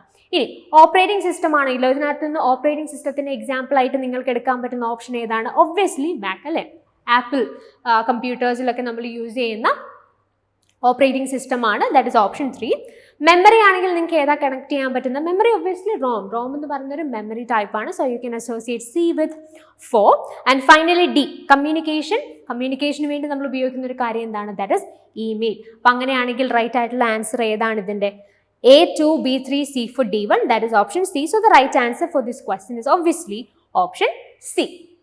അടുത്ത ക്വസ്റ്റ്യനിലേക്ക് നമുക്ക് മൂവ് ചെയ്യാം. ഇതും ഒരു മാച്ച് ദ ഫോളോയിങ് ക്വസ്റ്റ്യൻ തന്നെയാണ്. ഡിഫറെൻറ്റ് ടൈപ്സ് ഓഫ് ഡിവൈസസ് നമുക്ക് തന്നിട്ടുണ്ട് ലിസ്റ്റ് 1-ൽ. ലിസ്റ്റ് 2-ൽ നമുക്ക് ചില എക്സാമ്പിൾസ് അല്ലെങ്കിൽ ചില ഓപ്ഷൻസും തന്നിട്ടുണ്ട്. Input device, output device, Poynting device, sensor device, അങ്ങനെ പലതരത്തിലുള്ള ഡിവൈസസ് ആണ് തന്നിരിക്കുന്നത്. ഇതും അത്യാവശ്യം ഈസി ആയിട്ടുള്ള ഒരു ക്വസ്റ്റ്യൻ തന്നെയാണ്. നമുക്ക് ഈ തന്നിരിക്കുന്ന ലിസ്റ്റ് 2-ലെ ഡിവൈസസിനെ ഒന്ന് റെക്കഗ്നൈസ് ചെയ്യാനായിട്ട് സാധിച്ചാൽ പിന്നെ അതിൻ്റെ യൂസേജ് എന്താണെന്ന് നമുക്ക് മനസ്സിലാക്കാവുന്നതേ ഉള്ളൂ. അപ്പം അങ്ങനെയാണെങ്കിൽ ഇതിനകത്ത് ഇൻപുട്ട് ഡിവൈസ് ആയിട്ട് നിങ്ങൾക്ക് കണക്ട് ചെയ്യാനായിട്ട് സാധിക്കുന്ന ഡിവൈസ് ഏതാണ്? Input device can be associated with scanner. അപ്പോൾ എ എന്ന് പറയുന്ന ഏതാണ്? 2. ഔട്ട്പുട്ട് ഡിവൈസ് ഇതിൻ്റെ എക്സാമ്പിൾ ഏതാണ്? ഔട്ട്പുട്ട് ഡിവൈസ് എന്ന് പറഞ്ഞ സ്പീക്കർ അല്ലേ? So B can be associated with 3. ഇനി പോയിന്റിംഗ് ഡിവൈസ് ഏതാ? പോയിന്റിംഗ് ഡിവൈസ് ആയിട്ട് നമ്മൾ യൂസ് ചെയ്യുന്ന സാധനമാണ് ട്രാക്ക് ബോൾ എന്ന് പറയുന്നത്. So pointing device can be associated with option 4. And then we have sensor device. Sensor ഡിവൈസുമായിട്ട് റിലേറ്റ് ചെയ്യാൻ പറ്റുന്ന ഓപ്ഷൻ ഏതാ? That is traffic light stimulator. So അങ്ങനെയാണെങ്കിൽ ഇതിന്റെ റൈറ്റ് ആൻസർ ഏതാണ്? A2, B3, C4, D1. So the right answer for this question is obviously option A. Okay. അടുത്ത question, given below are 2 statements. Statements എന്തൊക്കെയാണ്? An operating system controls peripherals and allocates memory and processor time. Statement 2 says an operating system provides internet access. So basically ഇതിനകത്ത് നിങ്ങൾ നോക്കിയേ, statement 1-ൽ എന്താ പറഞ്ഞിരിക്കുന്നത്? An operating system controls peripherals and allocates memory and processor time. So basically operating systemത്തിന്റെ പ്രവർത്തനം അല്ലെങ്കിൽ അതിന്റെ use, അതല്ലെങ്കിൽ എന്താണ് ചെയ്യുന്നത് എന്നുള്ളതാണ് സ്റ്റേറ്റ്മെന്റ് 1-ൽ പറഞ്ഞിരിക്കുന്നത്. ഒരു സിസ്റ്റത്തിന്റെ എൻറ്റയർ ആക്ടിവിറ്റീസിനെയാണ് ഈ പറയുന്ന ഓപ്പറേറ്റിംഗ് സിസ്റ്റം കൺട്രോൾ ചെയ്യുന്നത്. അതിനകത്ത് എന്തൊക്കെ വരും? Controlling the peripherals. പെരിഫറൽസ് എന്ന് പറഞ്ഞാൽ എന്താ? പെരിഫറൽ ഡിവൈസസ് എന്ന് പറഞ്ഞാൽ ഇൻപുട്ട് ആൻഡ് ഔട്ട്പുട്ട് ഡിവൈസസ് ആണ് അതിനകത്ത് വരിക. അപ്പം അങ്ങനെയുള്ള ഡിവൈസസ് കൺട്രോൾ ചെയ്യുക. അതുപോലെ തന്നെ മെമ്മറി, അലോക്കേറ്റ് മെമ്മറി, അത് ഇതിൻ്റെ ഒരു കൺട്രോളിൽ അല്ലെങ്കിൽ ഇതിൻ്റെ പാർട്ടായിട്ട് വരുന്നൊരു ഫംഗ്ഷൻ തന്നെയാണ്. Then we have processor time. ഇങ്ങനത്തെ കാര്യങ്ങളൊക്കെ ഓപ്പറേറ്റിംഗ് സിസ്റ്റം കൺട്രോൾ ചെയ്യുന്ന കാര്യങ്ങളാണ്. അപ്പം അങ്ങനെയാണെങ്കിൽ സ്റ്റേറ്റ്മെന്റ് 1 എന്താണ്? ശരിയാണ്. സ്റ്റേറ്റ്മെന്റ് 2 എന്താ പറയുന്നത്? An operating system provides internet access. പക്ഷെ അതൊരു തെറ്റായിട്ടുള്ള ഒരു സ്റ്റേറ്റ്മെന്റ് ആണ്. ഓപ്പറേറ്റിംഗ് സിസ്റ്റവും ഇന്റർനെറ്റ് ആക്സസും തമ്മിൽ ബന്ധമൊന്നുമില്ല. അപ്പം അങ്ങനെ നോക്കുമ്പോൾ statement 1 is true, statement 2 is false എന്ന് നമുക്ക് പറയാം. അപ്പോൾ statement 1 is true but statement 2 is false എന്ന് പറയുന്ന ഓപ്ഷൻ സി ആണ്. So the right answer for this question is obviously option C. Next question എന്താണ്? With respect to computers, which of the following groups consists of volatile memory only? So ഇതിനകത്ത് നമുക്ക് ചില combinations ആണ് തന്നിരിക്കുന്നത്. ഈ തന്നിരിക്കുന്ന കോമ്പിനേഷൻസിൽ volatile memory മാത്രമുള്ള option ഏതാണ്? ഇപ്പം ചിലതിനകത്ത് ചില ഓപ്ഷൻസിനകത്ത് ഒരെണ്ണം വോളറ്റൈലും ഒരെണ്ണം നോൺ വോളറ്റൈലും ആയിരിക്കും. ഫോർ എക്സാമ്പിൾ ഇപ്പം നിങ്ങൾ ഡി ഓപ്ഷൻ എടുത്ത് നോക്കുകയാണെന്നുണ്ടെങ്കിൽ ഇതിനകത്ത് ക്യാഷ് മെമ്മറി എന്ന് പറയുന്നത് എന്താണ്? വോളറ്റൈൽ ആണ്. On the other hand ROM എന്ന് പറയുന്നത് നോൺ വോളറ്റൈൽ ആണ്. അപ്പോൾ ചില ഓപ്ഷൻസിനകത്ത് volatile non volatile memory combinations നമുക്ക് കാണാൻ പറ്റുന്നത്. വോളറ്റൈൽ മെമ്മറി മാത്രം ഉള്ള മെമ്മറി ടൈപ്സ് അല്ലെങ്കിൽ ആ രീതിയിലുള്ള കോമ്പിനേഷൻ ഏതാണെന്ന് ഐഡന്റിഫൈ ചെയ്യുക എന്നുള്ളതാണ് ക്വസ്റ്റിനകത്ത് നമ്മളോട് ചോദിച്ചിരിക്കുന്നത്. സോ വോളറ്റൈൽ മെമ്മറി എന്താണെന്നുള്ളത് ഓൾറെഡി നമ്മൾ കണ്ടിരുന്നു. വോളറ്റൈൽ മെമ്മറി എന്ന് പറഞ്ഞാൽ എന്താണ്? ഇതൊരു കമ്പ്യൂട്ടർ മെമ്മറിയാണ് which requires power to maintain the stored information. അതായത് സ്റ്റോർഡ് ഇൻഫർമേഷൻ മെയിൻറ്റെയിൻ ചെയ്യാൻ പവർ ആവശ്യമായി വരുന്ന മെമ്മറിനെയാണ് നമ്മൾ വോളറ്റൈൽ മെമ്മറി എന്ന് പറയുന്നത്. അപ്പം ഇതിനകത്തുനിന്ന് വോളറ്റൈൽ മെമ്മറി മാത്രമുള്ള കോമ്പിനേഷൻ ഏതാണ്? That is option C, RAM and cache. ഇത് രണ്ടും എന്താണ്? വോളറ്റൈൽ മെമ്മറിയാണ്. Okay, so the right answer for this question is option C. Moving to the next question, when a computer is switched on, the BIOS is logged from. So BIOS in the full form endana, that is basic input and output system. So computer switch on ചെയ്യുന്ന സമയത്ത് ഈ basic input and output system load ചെയ്യുന്നത് എവിടെ നിന്നാണെന്നാണ് question. അപ്പം ഇതിൻ്റെ right ആയിട്ടുള്ള answer എന്ന് പറയുന്നത് റോം ആണ്. ബേസിക്കലി നമ്മളുടെ ഈ ഒരു സ്റ്റാർട്ടപ്പ് റുട്ടീനുമായിട്ട് ബന്ധപ്പെട്ട് നമ്മൾ ഓൾറെഡി മെമ്മറി ഏതാണ് യൂസ് ചെയ്യുന്നതെന്ന് പറഞ്ഞിരുന്നു അല്ലേ? So that is read only memory or ROM. So the right answer for this question is option C. So നമ്മളുടെ ഈ ടെസ്റ്റ് പേപ്പർ സെഷനിലെ ഏറ്റവും ഫൈനൽ ക്വസ്റ്റ്യൻ ആണിത്. With respect to computers TFT is related to. So TFT ഇതിൽ ഏതുമായി relate ചെയ്തിട്ടുള്ള ഒരു term ആണെന്നുള്ളതാണ് നമ്മൾ identify ചെയ്യേണ്ടത്. സോ TFT എന്താണെന്നുള്ളത് ആദ്യം നമ്മൾ മനസ്സിലാക്കണം, എന്നാലും നമുക്ക് അത് എന്തുമായി റിലേറ്റഡ് ആണെന്ന് പറയാൻ സാധിക്കുള്ളൂ അല്ലേ? അപ്പോൾ TFT എന്ന് പറഞ്ഞതിൻ്റെ ഫുൾ ഫോം എന്താണ്? That is thin film transistor. So basically ഇതൊരു ലിക്വിഡ് ക്രിസ്റ്റൽ ഡിസ്പ്ലേ ആണ്, ഒരു LCD ആണ്. സോ ബേസിക്കലി അപ്പോൾ എന്തായിരിക്കും? It is associated with display അല്ലേ? ഡിസ്പ്ലേ ആയിട്ട് അസോസിയേറ്റഡ് ആണെങ്കിൽ ഒബ്വിയസ്ലി ഏതായിരിക്കും റൈറ്റ് ആയിട്ടുള്ള answer? That is option B, monitor. So the right answer for this question is option B, that is monitor. ഈ വീഡിയോയിൽ ICT എന്ന മൊഡ്യൂളിൻ്റെ ടെസ്റ്റ് പേപ്പറും അതിൻ്റെ എക്സ്പ്ലനേഷനും ഒക്കെയാണ് നമ്മൾ ഡിസ്കസ് ചെയ്തത്. 30 ക്വസ്റ്റ്യൻസ് ആയിരുന്നു നമുക്ക് ആ ടെസ്റ്റ് പേപ്പറിനകത്ത് ഉണ്ടായിരുന്നത്. ആ 30 ക്വസ്റ്റ്യൻസിൻ്റെയും എക്സ്പ്ലനേഷൻ ഈ വീഡിയോയിൽ നമ്മൾ ചെയ്തിട്ടുണ്ട്. സോ ബേസിക്കലി ഞാൻ ഓൾറെഡി പറഞ്ഞതുപോലെ ഇത് അത്യാവശ്യം നിങ്ങൾക്ക് പഠിച്ചെടുക്കാൻ സാധിക്കുന്ന ഒരു മൊഡ്യൂളാണ്. അതുകൊണ്ട് തന്നെ നന്നായിട്ട് ഇതിനകത്ത് മെയിൻ ഏരിയാസ് പഠിക്കുക, ക്വസ്റ്റ്യൻസ് നന്നായിട്ട് വർക്ക്ഔട്ട് ചെയ്യുക. അപ്പോൾ ഈ ക്വസ്റ്റ്യൻസ് വർക്ക്ഔട്ട് ചെയ്യുന്നതിൻ്റെ ഒരു സിഗ്നിഫിക്കൻസ് വളരെ വലുതാണ് ഒരു കോമ്പറ്റേറ്റീവ് എക്സാമിൽ. സോ അതിൻ്റെ പാർട്ടായിട്ട് തന്നെയാണ് നമ്മുടെ ഈ പുതിയ സീരീസും നമ്മൾ ചെയ്യുന്നത് അല്ലേ? ടെസ്റ്റ് പേപ്പേഴ്സ് നിങ്ങൾക്ക് അവൈലബിൾ ആക്കുന്നു. സോ ഒരേ സമയം നിങ്ങൾക്ക് ക്വസ്റ്റ്യനോടൊരു ഫെമിലിയാരിറ്റി വരുന്നു. അത് മാത്രമല്ല NTA എക്സാം സോഫ്റ്റ്വെയറിനോട് സിമിലർ ആയിട്ടുള്ള ഒരു സോഫ്റ്റ്വെയറിൽ നിങ്ങൾക്ക് എക്സാം പ്രാക്ടീസ് ചെയ്യാനായിട്ട് സാധിക്കുന്നു. അതുപോലെ ഒരുപാട് അഡ്വാൻറ്റേജസ് ആണ് ഈ ഒരു സീരീസ് കൊണ്ട് നിങ്ങൾക്ക് ലഭിക്കുന്നത്. അപ്പോൾ അതിൻ്റെ മാക്സിമം നിങ്ങൾ ഉപയോഗപ്പെടുത്തുക. അതിൻ്റെ ആ ഒരു സീരീസിൻ്റെ മാക്സിമം യൂട്ടിലൈസേഷൻ തീർച്ചയായിട്ടും എടുക്കുക. അപ്പം ടെസ്റ്റ് പേപ്പേഴ്സ് അറ്റൻഡ് ചെയ്തതിന് ശേഷം ഓരോ സെഷനും വീഡിയോ സെഷനും അതിൻ്റെ എക്സ്പ്ലനേഷൻസും നിങ്ങൾ ശ്രദ്ധിക്കുക. സോ ദാറ്റ് നിങ്ങൾക്ക് കുറച്ചുകൂടി നന്നായി ഓരോ മൊഡ്യൂൾസ് മനസ്സിലാക്കാനായിട്ടും എക്സാംസ് നന്നായിട്ട് അറ്റൻഡ് ചെയ്യാനും എക്സാമിനോടുള്ള ഒരു ടെൻഷനൊക്കെ നിങ്ങൾക്ക് മാറാനും ഇത് വളരെയധികം ഹെൽപ്ഫുൾ ആയിരിക്കും. സോ നമ്മുടെ അടുത്ത സെഷൻ എന്ന് പറയുന്നത് കമ്മ്യൂണിക്കേഷൻ ആണ്. അപ്പോൾ കമ്മ്യൂണിക്കേഷൻ്റെ അടുത്ത വീഡിയോ എക്സ്പ്ലനേഷന് മുമ്പായിട്ട് തന്നെ നിങ്ങൾക്ക് LMS പ്ലാറ്റ്ഫോമിൽ അതിൻ്റെ ടെസ്റ്റ് പേപ്പർ അവൈലബിൾ ആക്കുന്നതായിരിക്കും. സോ തീർച്ചയായിട്ടും ആ ടെസ്റ്റ് പേപ്പർ അറ്റൻഡ് ചെയ്തതിന് ശേഷം അടുത്ത വീഡിയോ എക്സ്പ്ലനേഷന് വേണ്ടി നിങ്ങൾ റെഡി ആവുക. So thanks for watching and happy learning.